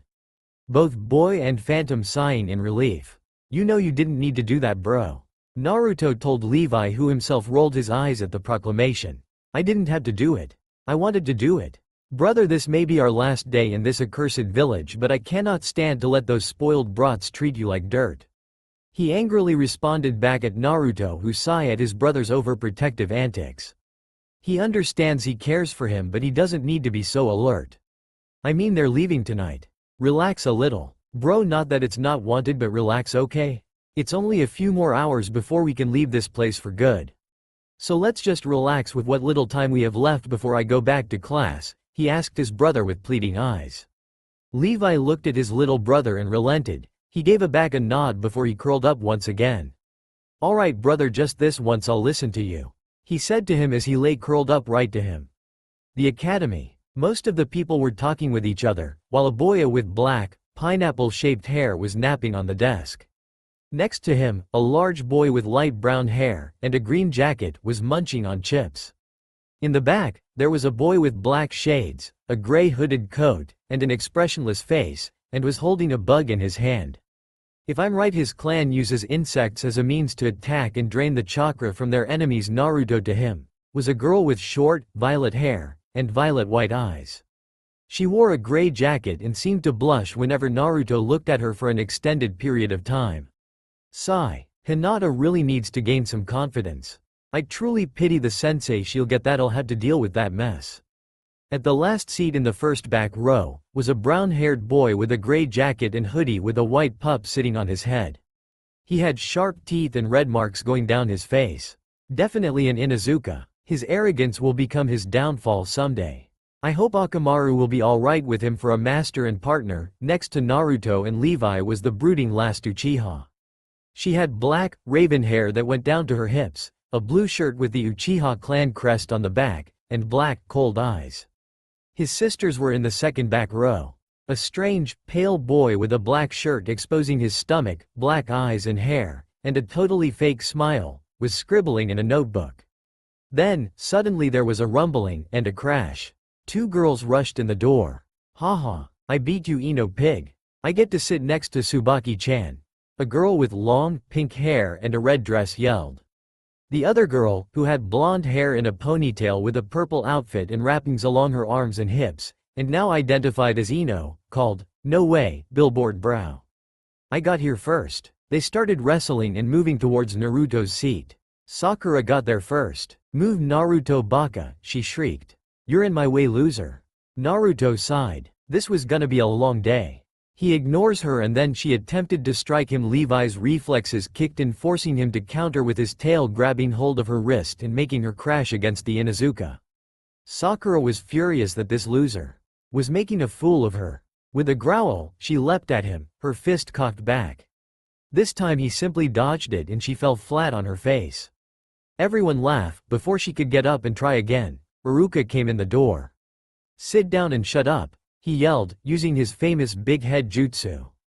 Everyone who was standing sat down immediately, Sakura as well, taking a seat next to Natsumi. Ino was already seated next to Shikamaru. Anyone talking was silent immediately as well. Now that everyone is ready, why don't we begin? At that point Naruto began to drown him out and decided to take a nap like Shikamaru. Namikaze Mansion. Naruto was now returning to the Namikaze's home. He calls it that ever since he and Levi fixed up the temple. Speaking of temple, Naruto was now coming from there after a new lesson from Levi about 2 more stages besides Phantom Stream that he didn't know. Raising a hand up to brush his hair, the teen let out a small sigh as he came across the Namikaze home. Just when I thought I begin to understand, Levi shows me something new to learn. Oh Kami? Muttered Naruto tiredly as he moved in front of the house door before pulling a small key out from his pocket, where he then placed said key into the house's lock, which caused a sudden cracking sound to be heard as the fuinjutsu markings within the key opened the door for the teen. Wiping the small bit of sweat off his forehead, the teen then began to walk towards the stairs leading up towards his own room, only to feel a sudden weight sit down on his back. Naru-chan, where do you think you're going? Purred out a woman's voice, causing Naruto to mentally twitch slightly before shaking his head and sighing. Going to my room so that I can finish the homework we have due in a few days, or maybe take a nap. Aside from that, maybe getting ready for the party tonight, replied Naruto in a bored tone as he moved forwards towards his room, only for him to not move a single inch muscle as he felt a pair of arms snake around his chest before feeling a pair of teeth bite down on his neck gently. Not even reacting, Naruto continued to let out a bored stare as he kept his gaze directed towards the stairs leading up to his room. If I hadn't known any better, I would call you a vampire, Natsumi-san. Sarcastically muttered Naruto as he turned his head slightly, showing his blue-colored eyes towards his sister's matching blue-colored ones as she grinned at him. Ni-san, why don't you just let me have my way? You know that as the princesses of Konohime and Tsubaki-chan get whatever we want? So, if we say come to bed with us, you best well come to bed with us. I mean, it's only fair since your strong Nei-chans are going to protect the village since we both hold Kyuubi's chakra. Purred out Mito, causing Naruto to simply give his sister a small blank stare. Before breaking from her grasp and grabbing onto her form before slamming her against the wall with his eyes now showing a crimson color as he brought his mouth to his sister's neck before nibbling on her neck while letting out a growl. Keep talking. And I'll make sure to leave nothing of you left. I'll destroy your chances of being a shinobi, permanently. Got that, Nei-chan? Growled out Naruto as he dropped his sister onto the floor, leaving the red-haired 12-year-old to glare at him. Before quickly getting up and slamming a fist into Naruto's gut, causing the teen to drop to his knees in pain. He really didn't felt the hit, but none of his family or sisters know that, so right now he's just faking it. Letting out a smirk, the red-haired girl stood in front of her brother dressed in her regular casual house clothes, being a red button-up shirt with red shorts, before moving her foot towards her brother's chest, where she then pushed him back onto the floor with him staring up at her as she lowered herself down onto him. Moving her face closer towards her brother's, the red-haired girl let out a small giggle. My Ni-san, that was so scary, you know. I think I almost felt a shiver up my spine at your evil red eyes. But don't forget, Ni-san, you aren't important to our family. So, know your place, whispered Natsumi into Naruto's ear, causing the blonde-haired teen to twitch slightly as he felt his sister lay a kiss on his cheek. Much to his irritation as he simply laid there and took it, fully knowing he could stop her, but he mentally stopped himself. He couldn't exactly hit his sister into next week since there would be questions regarding how he suddenly had gotten strong enough to manage to fight his sister off when he had no formal training of the sorts. Of course, if he was staying and if he did take the genin exam he could easily smash the records, but that's a what if really. However, him kicking his dominatrix-like sister's ass randomly? Yeah, that's suspicious. Feeling the weight of his sister get off of him, Naruto let out a small sigh before pushing himself up onto his legs before moving to walk up the stairs. Only to find his other sister standing at the top of them with a blank violet-eyed stare aimed directly towards him. Within said blank eyes were the emotions of irritation and disappointment. Ignoring her look, the blonde-haired teen walked up the stairs towards his room before he easily moved past his blonde-haired sister's form, of which hadn't moved in the slightest since she had seen Naruto. However, just as Naruto grasped his door handle, he felt Tsubaki appear behind him. Letting out a sigh, Naruto ignored her presence before opening his door and walking in. Shutting it in the face of his sister, however, she instead kept it open with her foot. Letting out a small groan, Naruto walked towards his bed before sliding into it, before ducking his head under the covers. Sleep, groaned out Naruto, causing the blonde-haired girl to narrow her eyes. I can't believe that I'm related to you, grumbled out Tsubaki in an irritated voice as she slammed Naruto's bedroom door closed, leaving the blonde-haired teen to let out a small chuckle as he propped his head over his covers. I take it you're just as annoyed as I am, brother? Asked Levi as he slithered from underneath Naruto's pillow. 3 hours. Just 3 more hours, mumbled Naruto into his pillow. Levi just shook his head as he lay next to him under the covers. Later, October 10th, the date of both Naruto, Tsubaki and Natsumi's birthday, and also the anniversary of Kyuubi's defeat, and national holiday to Konoha. Even though it was also Naruto's birthday like usual, no one cared. They all were only here to see their favorite pair of heroes Tsubaki and Natsumi Namazake. It was 6 p.m. Time for the party to start. The Namikaze house was filled with guests, friends, children, and adults. There were clan heads and their family too. Hiruzen Sarutobi the third Hokage and his family, Naruto and girls' godparents Jiraiya and Tsunade. There were also some Jonin shinobis, who are close friend to Minato and Kushina like Kakashi, Kurenai, Hana and Yugao. The party was going on for almost 3 hours and was still running in full force, and doesn't seem to be getting smaller or tiring down. If anything, it seems to be getting wilder. There was karaoke coming from the living room, with many more drunken adults singing, and the children were running all over the house like wild animals. Minato, who was slightly drunk since he didn't drink much, managed to quiet everyone down for one of the usual main events for the girls' birthday party. All right everyone, now it is time for Tsubaki and Natsumi to open their presents. Minato announced, getting everyone to quiet down. Which made both Tsubaki and Natsumi very excited. Of all the events of the party, the gift-giving part was their favorite. Where everyone's attention was focused on them and they would show their gratitude and love for them by giving them beautiful and expensive gifts. Here, Tsubaki, it's a summoning contract for the toads. I have a feeling it will be put into good use with you. Her godfather Jiraiya said, giving the large scroll to her, using the smile he uses when he's hiding something. And here, Natsumi, it's a summoning contract for the slugs. I'm hoping that you could follow my footsteps. Her godmother Tsunade said, giving her the large scroll with a cheerful and hopeful smile unlike the one the pervert has. Thank you Grandpa, Ba-chan. But, how do we use this? Asked the very excited girls.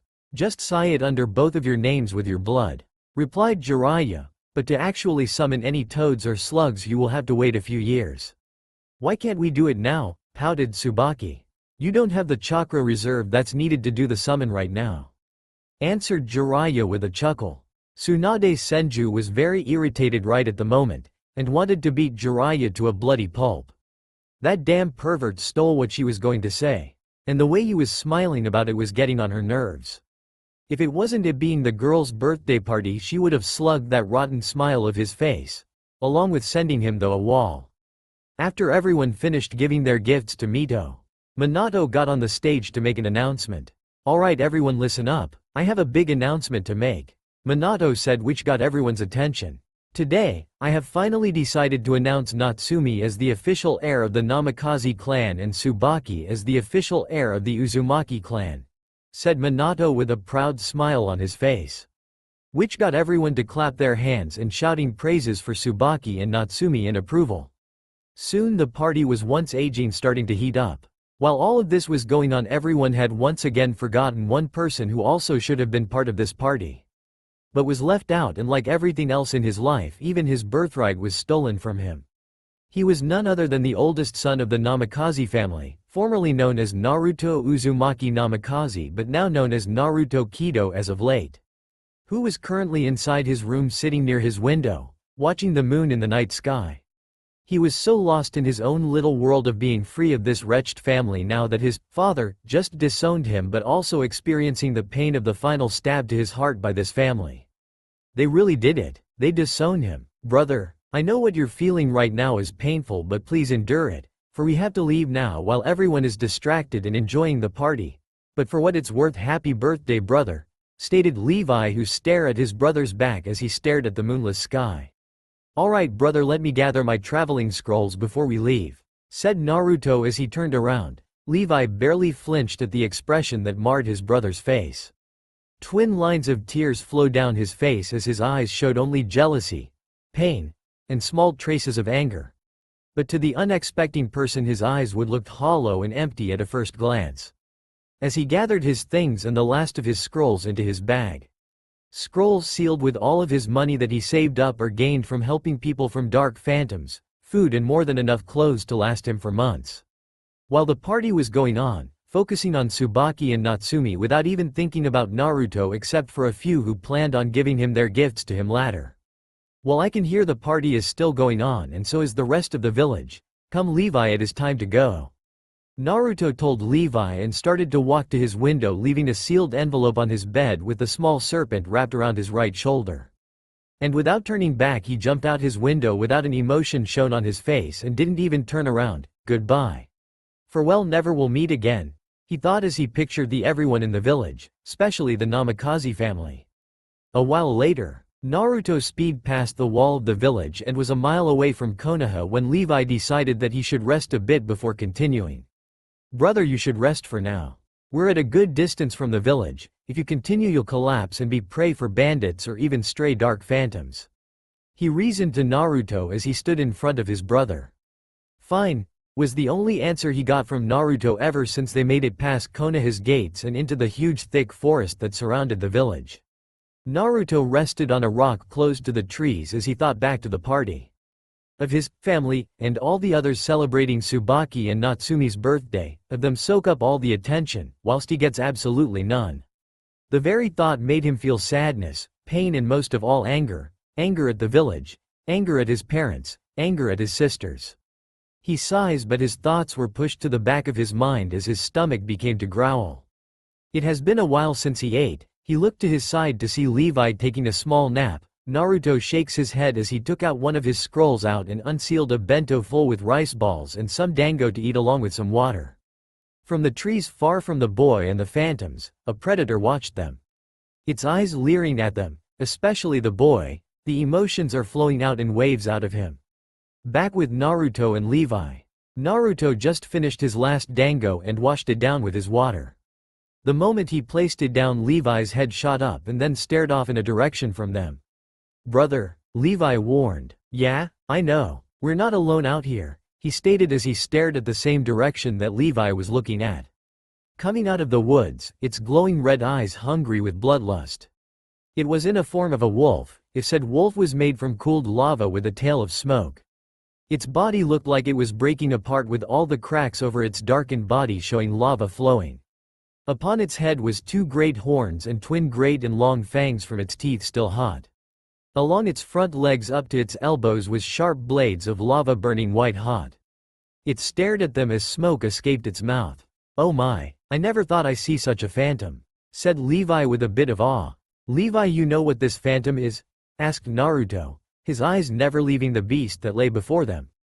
Fortune, yes I have. This phantom before it became like this was a Fenrir. Fenrir were great wolf phantoms, often depicted with a mane and a long thick tail. Their straight horns a sign of noble pride and fur pure white as snow. Now that it has become a dark phantom I have no idea of what to call them. Really? Well, it looks like a hellhound to me, looking like a demon now with how it looks now, said Naruto as he watched the beast slowly walking towards them. I guess that would have to do for now.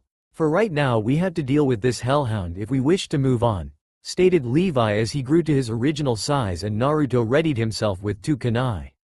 The hellhound attacked with breathing a fireball at them, both dodging the flaming projectile, with Naruto weaving through hand signs as Levi moving at fast speed to land a strike with his bladed tail. To his surprise for the hellhound to catch it in its mouth. With this it began to twirl Levi around before releasing his tail, sending him flying with his back hitting right into some trees. While the hellhound was focused on Levi, it didn't see the kunai coming at it from its right, for most of them bounce off its body but a few have impaled themselves into its thick hide. Raiden. Kaminari Chen Zansho. Lightning release. Lightning chain afterglow. Naruto roared as blue lightning bolt, easily the size of his hand in diameter, exploded out of his hand and struck one of the kunai nearest to him with a powerful blast. The lightning condensed in the kunai and burst out toward another target. It continued this, hitting 6 others before hitting the kunai wedged in the hellhound's thick hide, as it electrified the phantom, eliciting a painful scream and illuminating the area before dissipating. The hellhound was still standing but it was stunned and paralysis for the moment with sparks dancing across its body. Levi slithered back to Naruto's side as he took in his brother's technique. Quite powerful, but I do believe that won't last for long, so hurry up and phantom stream brother, said Levi as he could see the phantom begin to regain some of its motor functions.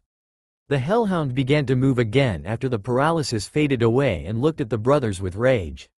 Its blades at its elbow began to heat up and its smoketail stopped before erupting into great flames. The hellhound in anger before pouncing at the brothers, but Levi met the hellhound in mid-pounce and wrestled the beast while his brother transformed. Steam gave off Levi's body as the heat from the hellhound's body burned his skin, but he wouldn't let go until Naruto was ready to fight. Unfortunately, the hellhound didn't seem to like this as it thrashed and ruthlessly to get the serpent of it to even increasing the heat of its own body temperature. Levi wailed in pain before finally letting go of the beast. While Levi was down for the burns and pain he received, the hellhound directed its ire at the serpent. Looming over the serpent, it raised its claws to kill Levi, but only for a jet of water to explode in its face. Naruto now looking completely different. What emerged was Naruto with a whole new look. He was wearing dark green clawed greaves, mask, and shin guards are reminiscent of an ancient ninja warrior. He wears a violet ninja garb with green highlights. He wears a teal and purple vest over his garb with clawed armored gauntlets like before. He had a hood with the center shaped to resemble an eagle's beak. His shoulders are covered by gold spalders that come across his shoulder blade to his neck. He has dark violet elbow guards and emerald-colored gauntlets. The parts of his arm that aren't covered by armor are covered by a black material, which also covers his hands. Along with coming out from over his tailbone was huge shrimp-like tail. He had his left hand with water still surging around it stretch out forward with the over one right above his waist. Naruto has a shitty life, and that's putting it mildly, with all the crap from his sisters, his parents and the fucking villagers. From the moment his parents began to pay more attention to his sisters, his life went down the fucking gutter until he met Levi. With him he was able to make a life that he can actually live with happiness. So with this overgrown mud of charcoal was going to try and kill Levi. That just pissed him off, and coupled with all the anger and pain he had bottled up, he exploded. The hellhound growled at him with hate in eyes as it glares at him. "Ah, did I make you mad?" he taunted the hellhound. It snarled at Naruto before it took off towards him with great speed. Naruto had the water that was surging around his hands to envelope them up to his elbows and water to envelop his feet to his shins as well. Naruto dodged quickly to the right from its first strike from its claws and lava blades only to appear right in front of it. Naruto then gave a strong uppercut to its jaw, steaming coming off from the impact of the water-covered fist to its heated body. Only to appear above it to give a hard axe kick to its skull. It wailing its head back out of pain as more steam formed and his head began to harden.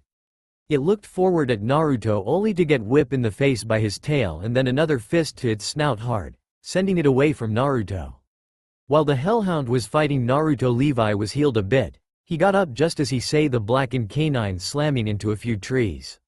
Seeing the powerful beast on the ground gave Levi an idea. He dived into the ground and then came back out of the ground with roots from the surrounding trees and plant life to wrap around the phantom before he rejoins back to Naruto. "I doubt that'll hold it for long, brother. We need to end it now. With all this fighting, the village's scouts might see us and report back to your father," reasoned Levi, knowing even with the village celebrating right now with most of their shinobi force, there will be some scouts to report anything out of the ordinary or threats to the village, and with all the noise they are making it shouldn't be long before they have Enbu here searching for whatever caused the noise and destruction here. "Right," Naruto answered, his mind already thinking of deal with this phantom that's already breaking the restraints that Levi tied it down with. Think. Wait, back when I wailed on it with my fist," he thought as he remembers that its body started to harden before it heated up again. "I have an idea," he said to Levi. "I'm all ears, brother. What do you have in mind?" he asked as he watched the hellhound finally break the last of the roots and getting its bearings. "We need to cool it off. Its body hardens once it come into contact with water. How much can you generate, bro?" asked Naruto as the hellhound began to charge at them once more. "More than enough," he replied back as they dodged the hellhound's claws and fangs, only for both Naruto going through hand signs and Levi gathering water to swirl around his tail. "Sweden. Kyusui to Jutsu, water release, water tower jutsu," shouted Naruto after going after his last hand sign before slamming his hands into the ground. Towers of water erupted from the ground towards the hellhound. Levi was smashing his tail into the hellhound's mid-section, cooling its hide and harden its body. Levi saw Naruto's jutsu coming right towards them, so Levi grabbed a hold of the hellhound and hold it down. Water erupted from underneath the hellhound and Levi. The hellhound howling in pain as its entire body began to harden all the way up its head. After the jutsu stopped and Levi unraveled his tail from the now petrified hellhound, both him and Naruto looked at the beast. It was now a statue. For now, they don't know how long it will be for it to stop being like this, so Naruto had water surging around his spear above his head while Levi is doing the same with his tail. They condense the water to form a sharp blade. Both of them swing their water blades at the hellhound statue in a cross, slicing right through the dark phantom. The statue crumbled into dust, leaving behind a huge dark core before them both. "After stream," muttered Naruto as he collapsed onto his butt from the fight. He never fought a dark phantom like that before. "Brother, you alright?" he asked, since this was Naruto's first time fighting a dark phantom of that power and strength. "I'm fine, just tired bro," was all he got from Naruto. He was leaning on a tree as he watches Levi devour the core of the monster that they just took down, and there's more of those out there. He needs to up his training. After some resting, again, Levi traveled through the forest at a fast pace, Naruto resting on his back since he's still tired from both the fight and the strain from Phantom Stream. It wasn't until he heard Naruto's voice telling him to stop, but they weren't that far from the border, so it was confusing him as of why. "Please brother, there should be a village close to here," he asked of Levi, who compiled as they took a detour to where Naruto directed Levi from his back. They came upon a village, a small village that seemed familiar. Levi dived into the ground to be undetected since the last thing he needs is to scar the civilians that live here. Naruto directed Levi to a small area not that far from the village. It was a cemetery. It then finally clicked on why this village seemed familiar. This is Joryoku, Evergreen, Village, the place that Naruto and himself last saw her. Naruto's first friend. Naruto walked through the cemetery, passing along graves left and right until he came upon one with flowers, lilies to be exact. How the hell did I ended up in this situation? Naruto thought as he danced through the combined assault of both deadly sand and savage swings of a huge axe-like club trying to bash his skull. Levi himself is not there at the moment as he was still out searching for any trouble. Naruto backpedals from both the sands and the monster before him to his right. It was colossal, being in 8 inches in height and having bronze-color skin with specks of black and a hide of blackened stone covering it up to its face, which formed a rocky raptor-like helmet that hid everything but its red glowing eyes staring at Naruto with anger. It had tone-forming sharp claws with bones poking out and its rib cage showing. Bone spine coming out in its back and sharp bones from its shoulders. While to the left side of him stood a red-haired Tsunaku no Ichi with a gourd on her back staring at him as well. She was controlling the sand to attack him since she wanted to kill him for some stupid odd reason he couldn't figure out for the life of him at all. So, when he considers his position, Naruto really wonders sometimes if he pissed off some god in his previous life, for them to convince Kami to make his life this horrible. And to think this day started off so simple. The day earlier. 2 years. 2 years have passed since Naruto and Levi have left the Hidden Leaf Village, and so far life has been better for the both of them. Ever since they left, Naruto has been training to get stronger in both shinobi arts and as a phantom streamer. Like right now at their campsite not that far off from a small village is Naruto along with a group of clones fighting on a riverbank. Levi watching him practice off to the side next to Naruto's tent, deflecting an axe kick to his head from one of his clones only to block a swing from one to his right.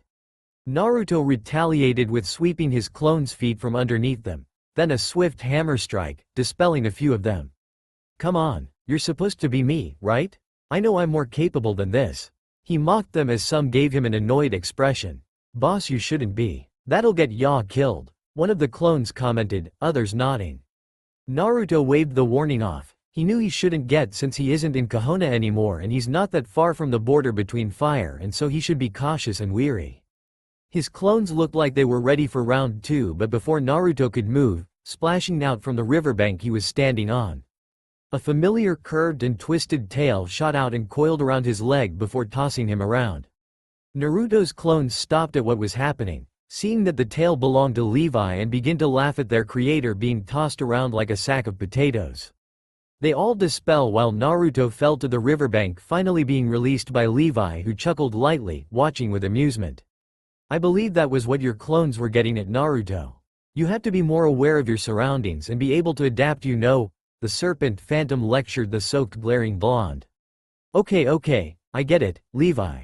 You don't have to drown and toss me around to prove a point, Naruto complained while taking off his wet clothes and putting on dry ones setting the others to dry by the fire. Oh no, that was for my own amusement, brother, chuckling at his partner's expression before he starts laughing as well. Sometime later, after packing up their things, Naruto noticed the odd look that Levi was giving him. Okay bro, what's up? You've been staring at me like that for the past few minutes. Having put his bag down to stare back at Levi, making the serpent sigh heavily. Brother, I think it's time for me to teach you more about Phantom Stream. You already know how to use it very well, but you don't know the real consequences of using it rashly.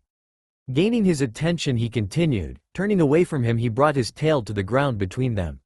You already know that Phantom Stream uses your memories as the basic medium to form your different form, correct? Naruto nodded, knowing that each time he does, he's using his memories. Then let me ask you, what do you think happens to memory or memories that you use to change? The very question stopped Naruto. He didn't think of that? Where did they go? I mean, Levi eats them, right? So why does he still have them? They don't essentially disappear, he said. Think of your memories as canisters filled with water. Each time you change, you drain some of the canisters, and when it's not being used, it's being restored either by remembering or reacting the same thing that's in the memory again. This way you don't lose most of your memories at first. This was new information to him. Why do you think your form mostly resembles a shinobi? It's because that memory is constantly being restored, since everywhere you go, there's shinobi. He told him as Naruto was letting this sink in, but this just raised some more questions.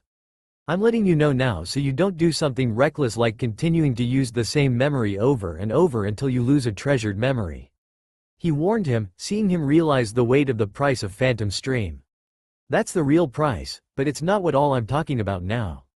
Huh? What do you mean? Well, I was hoping to tell you about my home, but that can be dealt with at a later date, brother. What I wanted to talk about is Chimera Shift. Chimera Shift? What's that? Levi looked at Naruto as he stared at the serpent. Chimera Shift is another form of Phantom Stream on a simpler degree. While the basic of Phantom Stream is to use your memories to create a body to fight phantoms in, Chimera Shift is the ability to adapt to your enemy. Even if you gain small amounts of skill or power from different memories when you change, it won't fully help you against your enemy. Chimera Shift allows you to gain the quirks that counters your opponent. Imagine you're facing an enemy that can hit you from afar, but if you used Chimera Shift you could gain armor thick enough to walk through their assault and reach them, or a slim body made for running that'll allow you to reach the enemy before they could even attempt to strike again. But it'll only work on your resolve. It is the ability to adapt at a fast rate. Chimera Shift sounds like a great ability to have if you're up against an enemy that you can't fight normally against, but after hearing the risk of Phantom Stream, what's the price for using it? It sounds good, Levi, but Levi listened closely. What's the cost for using it? He asked. The cost? It'll put more of a strain on your body, at the rate you are now. You would have about 5 minutes before you collapse from overtaxing yourself, he told Naruto. Really? He said in thought. The ability is good, but he needs to test it out first, then out in battle where he could collapse before taking out the enemy. It's better to be safe than sorry. He stares at his brother. There's something he's not telling him. Brother? It's nothing. Come on, we need to stock up on supplies before we leave, he said, picking up his bag with the serpent shrinking to the size of a small horse and joining him as they walked to the village. Konohagakure. 2 years passed, the Hidden Leaf village still hasn't changed a lot. Many people were out and about talking happily amongst themselves. The children were at the playground laughing happily and chasing each other around. At the Hokage mansion, Minato Namikaze looked out at the village with a small smile.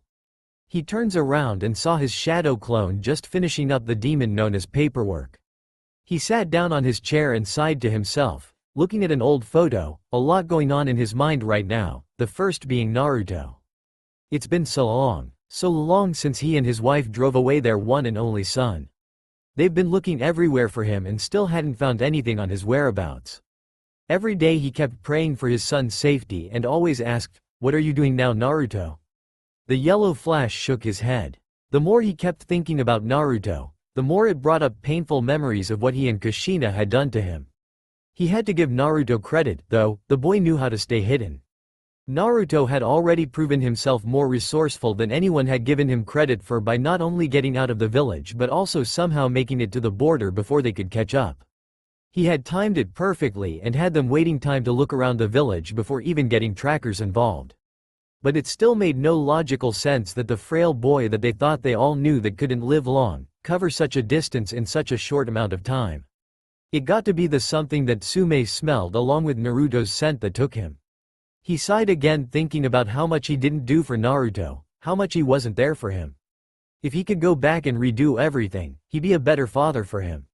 Living room. Kushina was sitting on the couch, looking at a picture of a smiling happy Naruto, with a lifeless look in her eyes. 2 years since her son ran away from home and was abducted. 2 years since she abandoned him to himself. 2 years since the feeling of regret and guilt have entered her life. Naruto. She caused him so much pain over the years. All because she was listening to her daughters.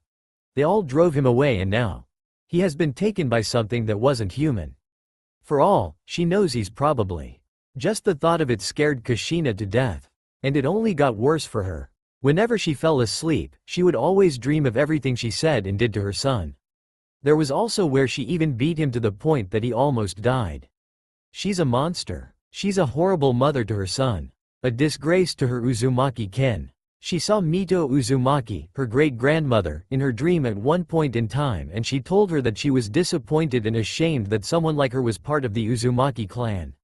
The Uzumakis never abandon one of their own, yet she did. Mito was right. An Uzumaki never leaves their own, and she had left Naruto behind. She didn't even know he had left his home until Hiruzen told her and Minato. Flashback. After Naruto left, it's been a few days since Naruto had disappeared after the party. Minato and the rest of the family never noticed or didn't really care. After Hiruzen found a note left for him and read it, he called Kakashi and the other Junin. He quickly told them that Naruto ran away, shocking them, and to hurry and find him. The Junin left and Hiruzen prayed that Naruto was still okay. Even if he didn't talk to him much, he and even after what happened at his and sister's party didn't want the young boy dead or worse to happen to him. Tsume used her hounds to follow Naruto's scent only to come up empty as the scent died at the place where he disappeared. The hounds began to whimper as they smelled something else, and whatever it was scared them. Tsume noted that whatever the scent was, it started to disappear as well.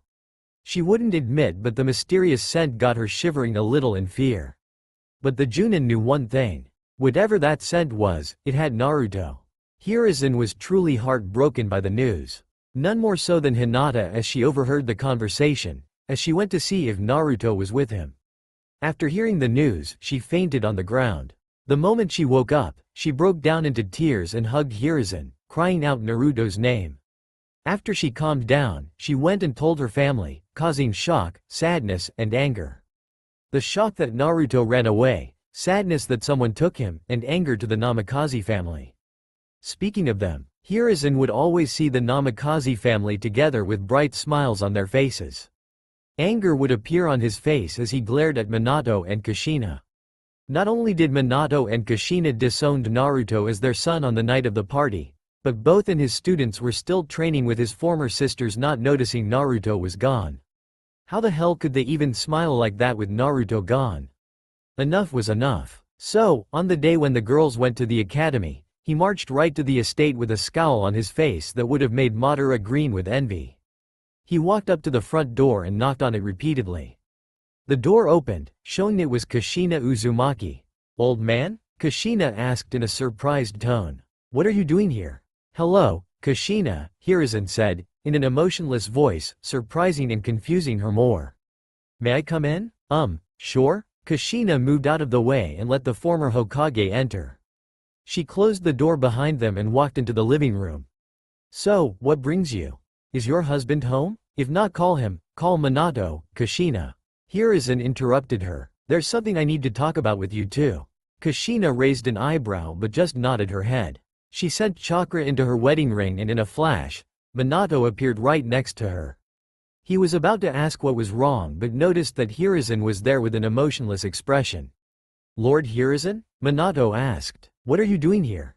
Hiruzen ignored the question. Minato. Kushina. Tell me, how has Naruto been doing? He saw the two parents blinked at the question. Naruto? Kushina sighed and shook her head in annoyance. I have no idea. He's always been such an annoying troublesome brat, who doesn't know when to stop asking questions when he already knows the answer to it, but he hasn't been asking me or Minato lately. She and Minato hadn't noticed, but Hiruzen was already shaking in his seat, trying to keep his rage under control. There's also the pranks he's pulled and the fights he keeps getting into with the other kids or the villagers, and it's just so. Kushina growled a little. Why can't he be more like his sisters? At least they're perfect sweet little angels, unlike him who should be staying in bed. I swear I think we spoiled him too much and that's why he's acting the way he.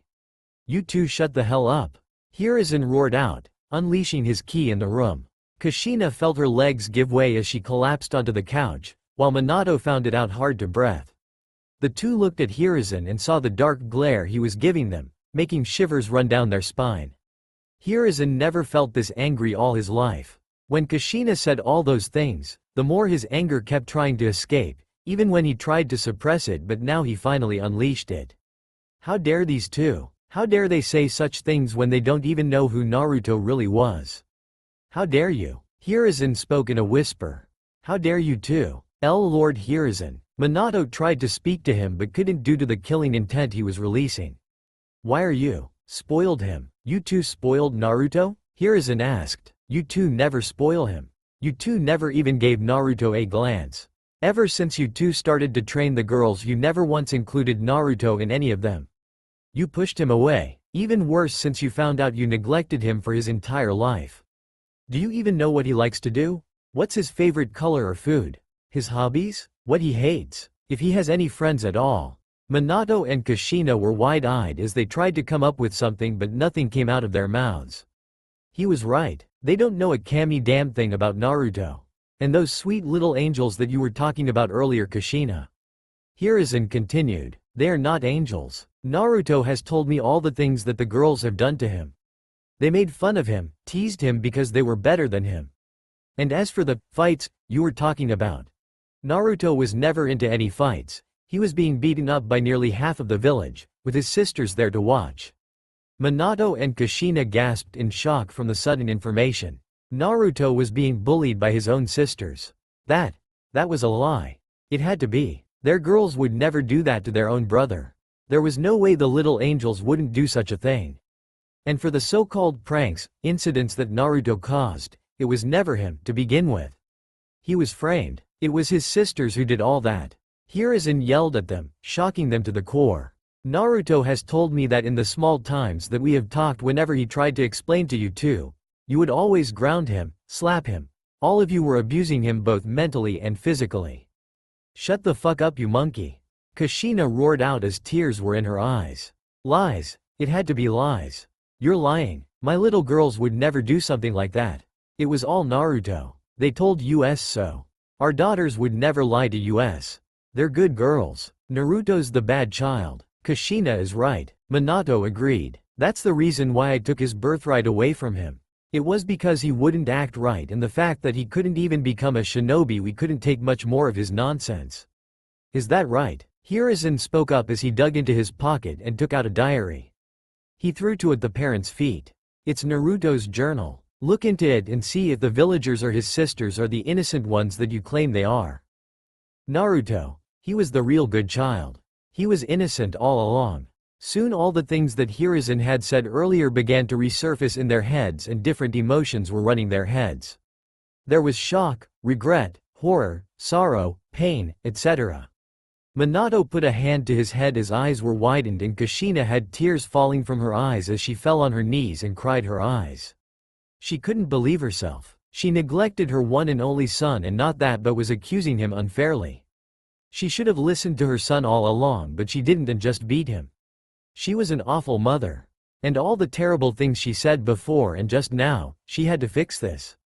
She needed to find Naruto and fix this. She looked up at Hiruzen's face as he stared back with his face emotionless. Lord Hiruzen, where is he?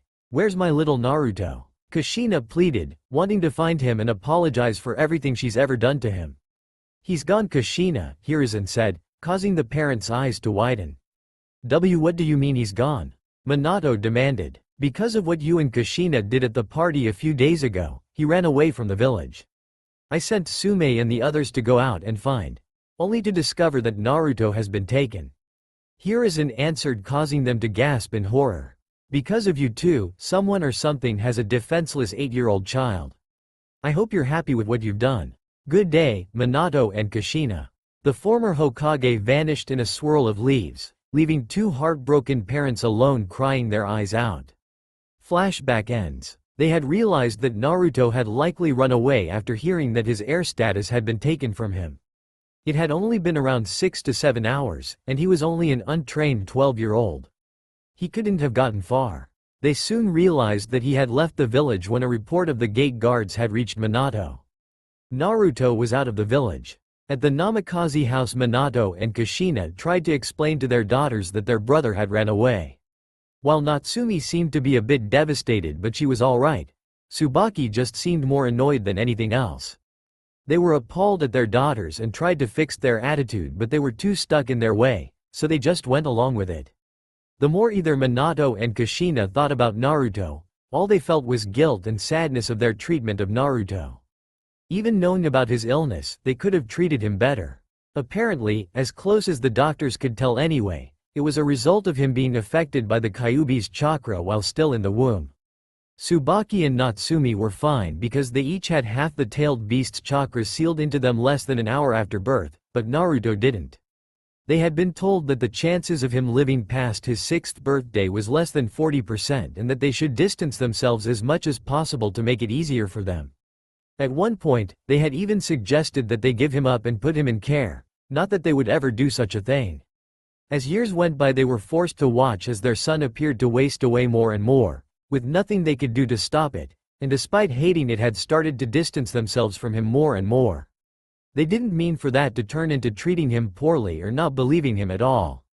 When he had started asking to be trained with his sisters, Kushina had felt her heart breaking at the expression on his face when they told him no.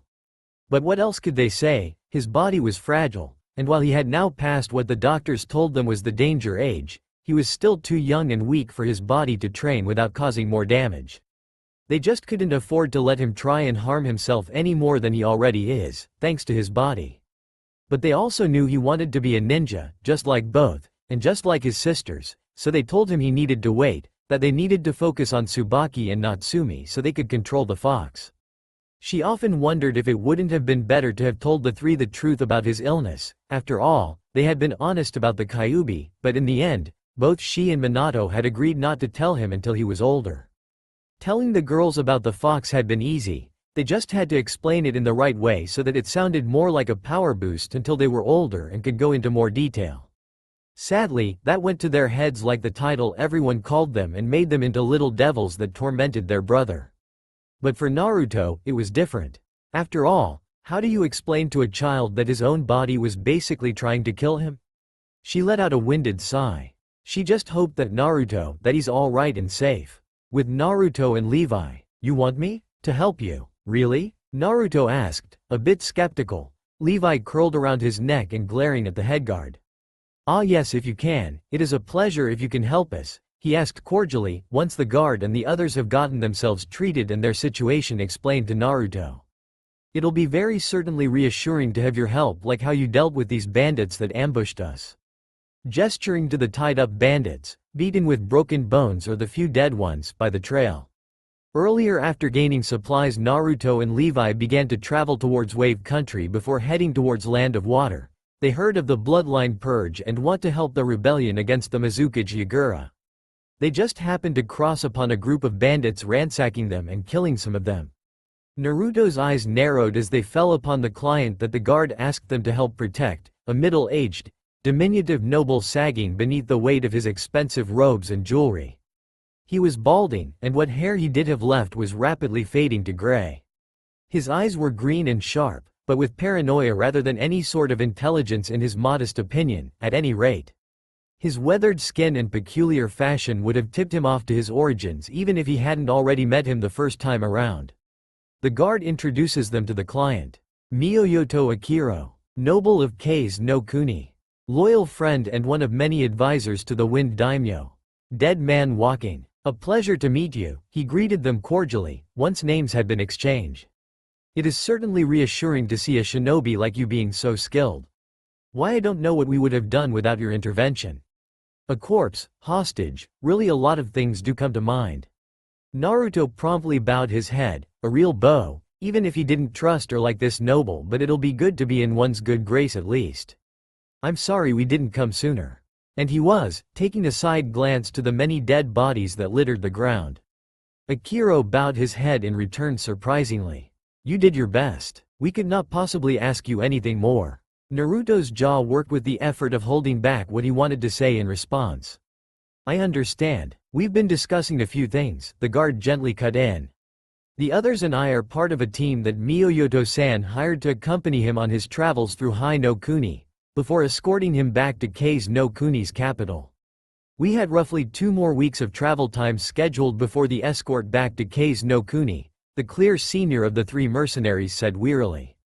However, I am quite ready to return, Miyoyoto said quickly. Considering recent events, I would rather not burden you any longer than is necessary. The senior mercenary nodded in thanks. Which brings us to the current situation, the head mercenary said, gesturing to the Naruto and Levi. I and the others wished to bring back the others home. Their corpses, they need to be brought back to their families at the very least. Which is why he's asking for your assistance in completing the mission, in case another incident occurs. I want to think this was just a case of us being at the wrong part of the border at the wrong time, the senior mercenary, Tetsuno, explained.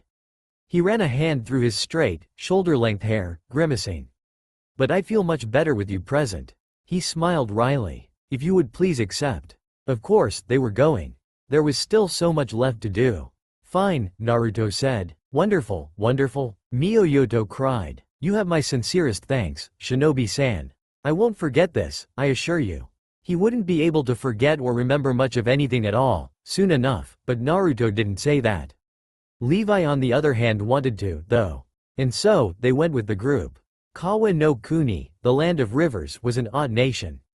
As one of the lands of fire's direct neighbors, Kahona got a respectable amount of work from their people on a regular basis. He's heard all about it from Hiruzen when they talk from his past. Courier missions, escorts, and so on. Naruto didn't mind despite only hearing about it, either way. It's a beautiful country. Wait, what's that over there? Levi seemed to pick on what Naruto was staring at over the distance. There were the caverns. Surprisingly, the land of rivers had a lot of rivers. These rivers flowed, and unlike most of the channels we had in the land of fire, they flowed fiercely. The result of this, after countless centuries, was cliff faces worn away by water and time. Nature, both above and below ground, washed away by relentless currents. Caves hollowed out by the sea's prying freshwater fingers. The land of rivers' most defining feature was its underground caverns, which was why I could never really like the place. The caverns were a symbol of nature overcome by the elements, and they were everywhere. They ran deeper than some of the rivers themselves, which ebbed and flowed with time. Whoa, Naruto said. I'll say, Levi said as well. They're one of the more famous natural phenomena around. Tetsuno gestured with his hand down below at a strong current of water rushing into the caverns. The rivers here are strong, and over time they've carved out more than a few of those caverns. If you were to go down and follow that stream, you'd get a lot further than you might think. Man, but Naruto and Levi hoped that was the case. They had reached something of a critical point after the last 3 days of travel. They hadn't been going particularly fast since their client was a civilian not at all in his prime, but they'd covered a good amount of ground nonetheless. The land of fire's borders had come and gone a few hours ago, giving way to rising landscapes with a more reasonable number of trees. They had been on an incline for a while now, which Naruto guessed was why the caves were so far below them. They're spectacular, aren't they? Miyoyoto asked. I know more than one adventurous soul whose travels have taken them beneath the surface of this country, and you wouldn't believe some of their stories. The client civilian gestured excitedly as he went off on a tangent. Despite what him talking, Levi couldn't help but feel on his guard.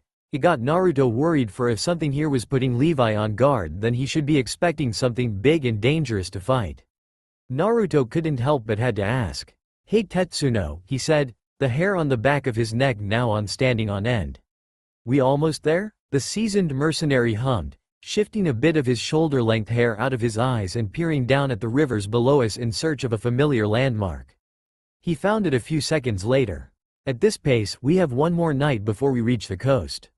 From there, it should only take us a day of steady sailing to reach the capital.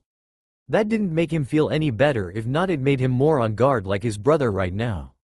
A change had come over Levi suddenly, a subtle but unmistakable tension in his bearing that had Naruto's blood pumping furiously as adrenaline surged through me. Tetsuno noticed it, too, his stance shifting just so. Tetsuno-san, I think it'll be better if you set up camp here for the day. I'll go ahead to scout out while you stay here with the others. He asked, surprising the head mercenary. But why? We are but a day away from the coast. He asked. I know, but I felt something dead ahead and wanted to be sure if it was hostile or not. Besides, your men looked exhausted. They deserve a break, don't you think? Looking back at his men, he gave a nod of understanding before signaling his men and letting the client know why they were camping for the night. Naruto and Levi looked at each other. Naruto then proceeds to run ahead. For a while, nothing caught his eye and he didn't sense what he was before, but he stopped once he thought he saw a red-haired girl staring at him. He looked around but didn't see anything. Brother, why have you stopped? I thought that I saw someone, he stated, looking around once more to make sure he wasn't hallucinating. Is that so? Maybe we should double back then, just to make sure everything's okay with the others and the client? For we know it could be a pitch phantom with an illusion ability. No, if it is a phantom then you should go scout and check if it is one. I can wait for, he said, arms crossed and in the thinking position. What? No, you be by yourself. Naruto, you may be able to fight well against pitch phantoms and bandits but not against other shinobi. Even if they can't hit or touch you with your phantom art, it doesn't mean that you won't grow tired by overusing it. Levi scolded him, Naruto flinching from how high his voice was and that he was next to his ear. I know. Bro, I know my limits and I'm not stupid. Just please trust me, okay? He asked the serpent phantom. I'll stay here and wait for you, and if something happens. Poof. Next to Naruto was an exact copy of him, thanks to the Kage Bunshin no Jutsu he copied from his former family's library. I'll just send a Kage Bunshin to come get you if I'm being in attack or fighting enemy shinobi, alright? Very well. But send one clone if troubles brew up, alright? He told Naruto, who'd waved him off. Levi leapt off his shoulder before slithering off in search of any pitch phantoms. Naruto nodded his head at that before turning in the opposite direction only to see the red-haired woman that he saw before. What the was all he thinks of before sand exploded from behind the woman and encircle around him. Caught off guard by her, allowed her to capture him in her sand. She emotionless stared at him, as sand crushed him from all sides. Miss, before you crush me to death, can you tell me why you're doing this? The redhead looked at him, then her eyes narrowed. Because I am allowed to kill enemies. Enemies? The blonde asked. I don't recall being your enemy. You are not of the village, thus, you are my enemy, she said. She tightened the cocoon of sand around him. Now stay still and die. Wait, he shouted, please, before you kill me, can I at least defend myself? The girl considered this. As she stood there considering, he got a chance to look at her. Really look at her. She looked roughly 1 year younger than him and was even smaller. Her red hair was cut short, it only fell to her chin. On her forehead, the kanji of love was imprinted in deep red, and she wore, of all things, a cloak. No, her answered, really making him feel desperate. Wait, he yelled out, stopping her. What, is that really your only reason? I mean, come on, other people would either capture their enemy or possible steal from them. He said in hopes that she wouldn't crush and kill him. I need no other reason than to prove my existence. You will help me prove my existence, now be quiet and die, she stated, the sand now covering him up until he was in a cocoon of sand. No, he got out before the sand encased him.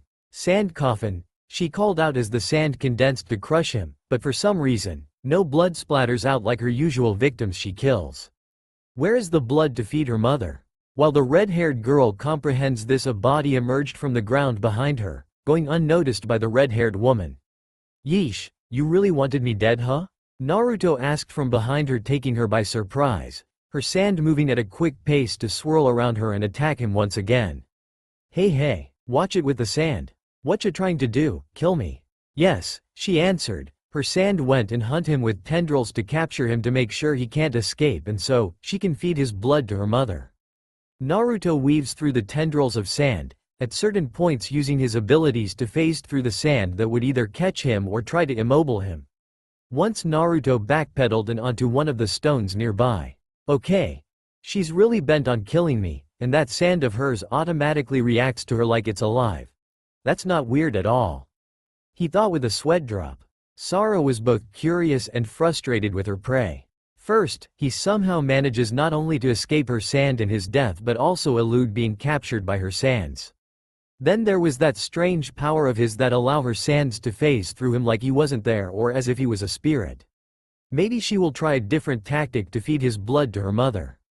But before she could take on this train of thought, the stones that which he was standing on began to moor with spikes shooting out. Shit, Naruto shouted, jumping away from his spot, not wanting to be impaled. What emerged from the area was what looked like a mix of a skeleton raptor and a stone golem. It finally stood on its feet. Okay, that's huge. Being at a massive height of 8 feet. It shook its frame before grabbing a Jagger stone next to it and pulling it out. The stone was in the shape of an axe blade. It rested it on its shoulders while looking between Naruto and the Sara. Its sight then honed in on Naruto. He flinched at its red eyes glaring at him. Uh-oh, a pitch phantom here, of all times. Unknown to Naruto, the phantom could feel the power coming from him. Usually pitch phantoms go after people or other phantoms that have the very memories of emotions that they lost and drain them of it. There are like small flares, leaving them in husk, though people who formed a contract on the other hand are great beacons for pitch phantoms if they're close enough to get a feel. The moment it realized what Naruto was, it leapt from its spot right at him with its stone axe raised high. Shit, he mentally screamed, rolling out of the way of the giant golem. Fossil? He doesn't know. He sank into the floor to avoid its fist that created a crater where he was. He reappeared behind it. He was about to attack with the opportunity, but he jumps instead and uses its back as a springboard to avoid the sudden wave of sand from capturing him again. He looks at the direction it came from and saw the red-haired girl glaring at him. He could feel the bloodlust coming off her in waves. Ah crap, he thought to see the sand gathering around her. Earlier, her prey was being elusive and difficult. Why did he have to move so much? He's only delaying his death. As he continues to evade her sand until he landed onto a boulder far from her, but to her and his surprise, it wasn't just a boulder. What emerged after he leapt away was a stone creature of some kind. She then notices how it turned its attention to her prey. It glared at him before leaping to attack him. This creature seems to want to kill him now. Kill him? Kill her prey? She could feel anger come to a boiling point. Nothing takes away her chance to prove her existence. Her sand gathered around her before she sends it at her prey. Present, shit, shit, shit, shit, were the mental thoughts of Naruto as he was on the receiving end of a brutal assault of both the sand-wielding redhead and a huge pitch phantom, both trying their best to kill him. Think Naruto. Crazy redhead wants your blood and the pitch phantom probably sees a buffet from you. Grr, this isn't helping me at all. He raged in his mind, meantime ducking from the swing of the stone axe and evading tendrils of sand. Send one clone if troubles brew up, alright? Levi's voice ringed in his mind. Nodding, now having a plan in mind, Naruto backed away to put some distance quickly while crossing his fingers together. Time for some reinforcements. Kage Bunshin no Jutsu. 6 more Narutos appeared in a puff of smoke, each side by side the original. 3 of the clones shot off at the phantom while Naruto turned to the others. Go and find Levi and lead him here quickly, he ordered the clones as they raced off in a sprint. Sadly, they didn't make it far enough before they were popped by the redhead's sand. He felt bloodlust behind him as he sinks into the ground once again from the sand and dashed away to avoid the stone axe.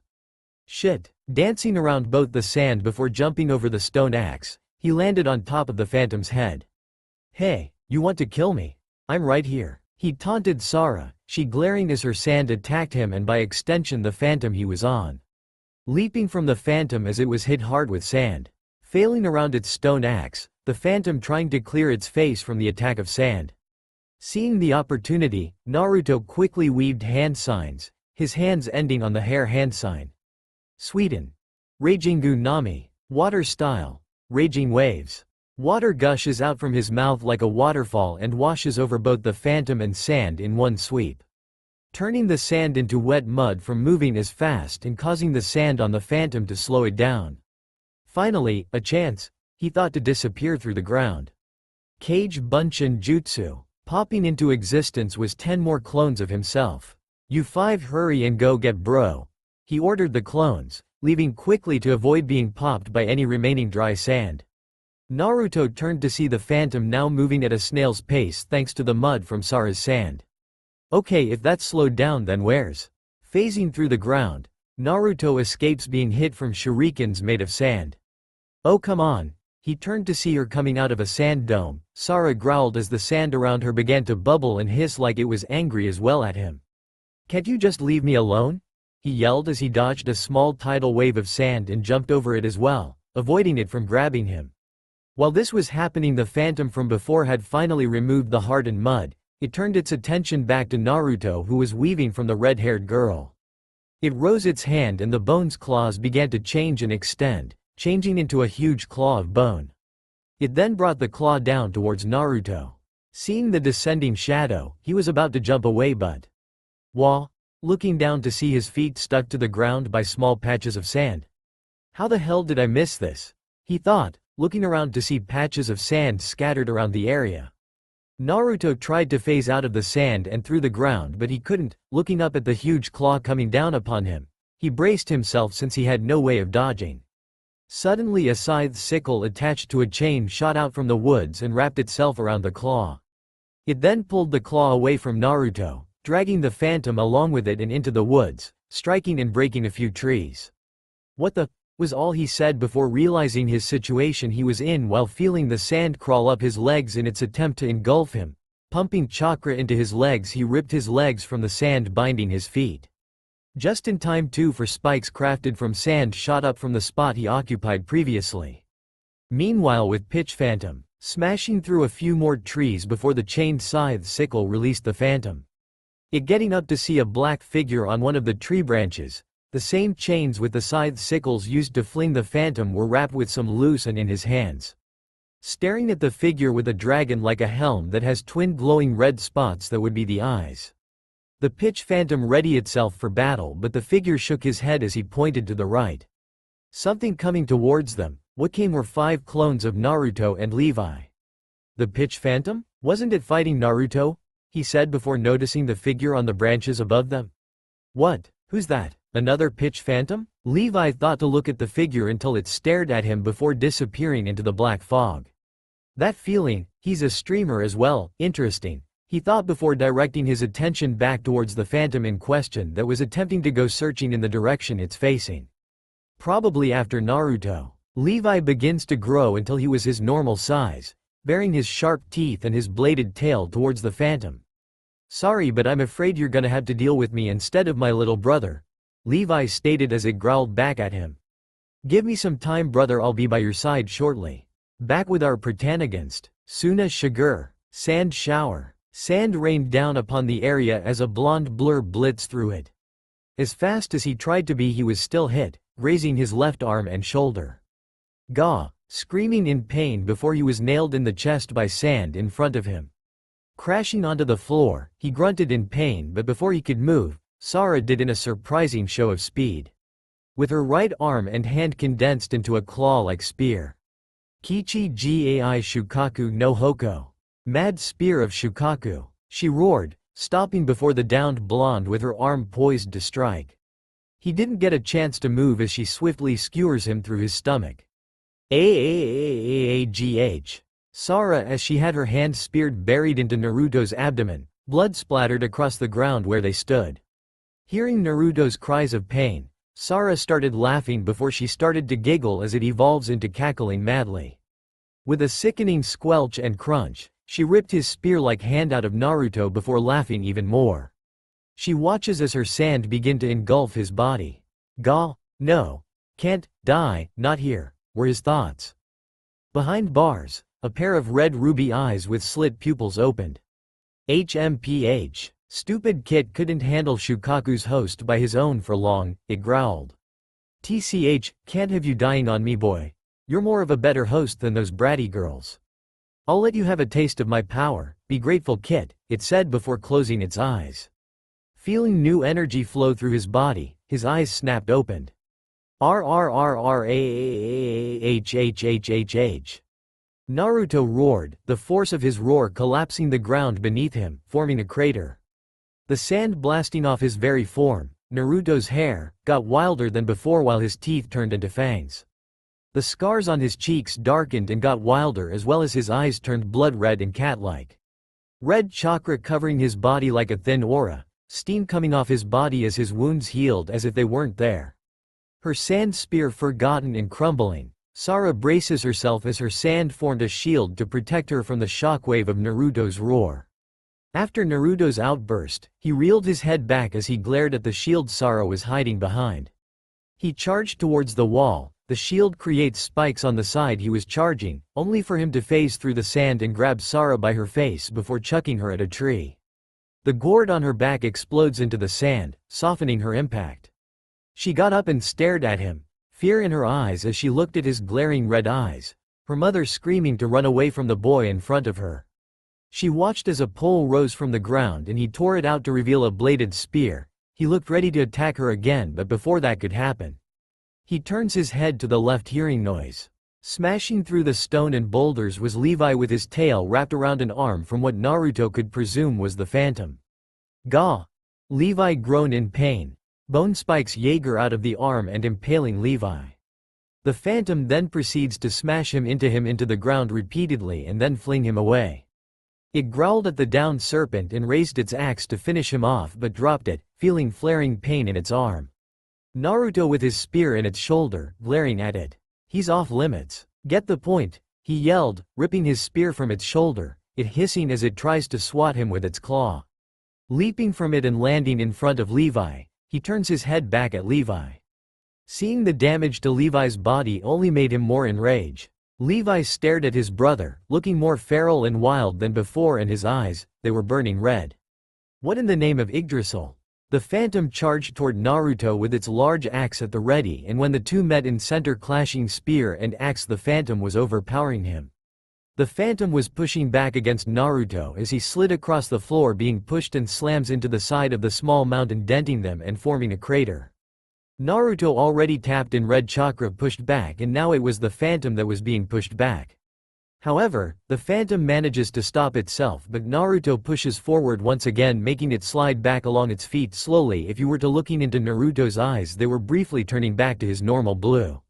The phantom manages to push Naruto away, who flips away into the air and lands safely upon his feet. The fossil golem was going to charge at Naruto, but the streamer pulls out a stunned sack and throws it into the phantom's face. The fossil was now swinging its blade before itself while having its other hand covering its face. Naruto decides to take advantage. Spear becomes scythe and Naruto charges toward the fossil. He leaps over the swinging blade, flipping over it, slashing its arm off that wielded its large kitchen knife blade. Naruto smirked as he lands on the other side, but it wasn't for long as he looked over his shoulder, seeing the fallen limb still twitching before looking over to the phantom. Seeing the phantom in pain, he charges it once again, dodging its attempt to crush him. He slid through its legs and in full motion with the momentum he cleaved it from its side to its shoulder. The two lumps of its body falling to the ground then turned into smoke, its core floating above what used to be its remains. Not caring about the core or the wounded Sarah, he ran towards the wounded body of Levi. "Levi, are you all right?" he exclaimed in panic, looking over his brother and partner for his injuries. Levi had to chuckle at that. He was worried about him after he was the one to warn him to be careful. Naruto ran through a few hand signs and used the healing technique on Levi, healing his injuries, Levi breathing pleasantly at the feeling of Naruto's familiar chakra enter his body. "My thanks, brother. Don't mention it, bro. Just relax and rest for now, okay?" "Why?" she questioned, her voice with curiosity. "Huh? Why what?" he shot back. "Why do you not kill me? You're stronger than me," she questioned him again. He raised his eyebrows at how lost she looked. "Okay, what the fuck?" He exchanged glances with Levi, who looked just as stumped and lost as he was. Where did she get that mindset he should offer just because he beat her, right? "Shinobi, any idea, bro?" None whatsoever, though I'm not sure why, brother, but I am sensing something dark and menacing from her, deep within," he exclaimed, a bit curious and cautious of her since she did try to kill Naruto. Turning from his brother, he looked at Sara, who'd looked scared and frightened of him. Naruto walked up to the fearful girl, looking at her with gentle blue eyes. His thumb brushed away a tear. Strangely, the sand did block the contact. His lips then met her forehead. Still, in shock from the kiss, she didn't realize when he pulled her closer, hugging her close to himself. He wasn't sure of what happened to her, he wasn't sure what made her this way, and he wasn't sure who raised and taught her that mindset.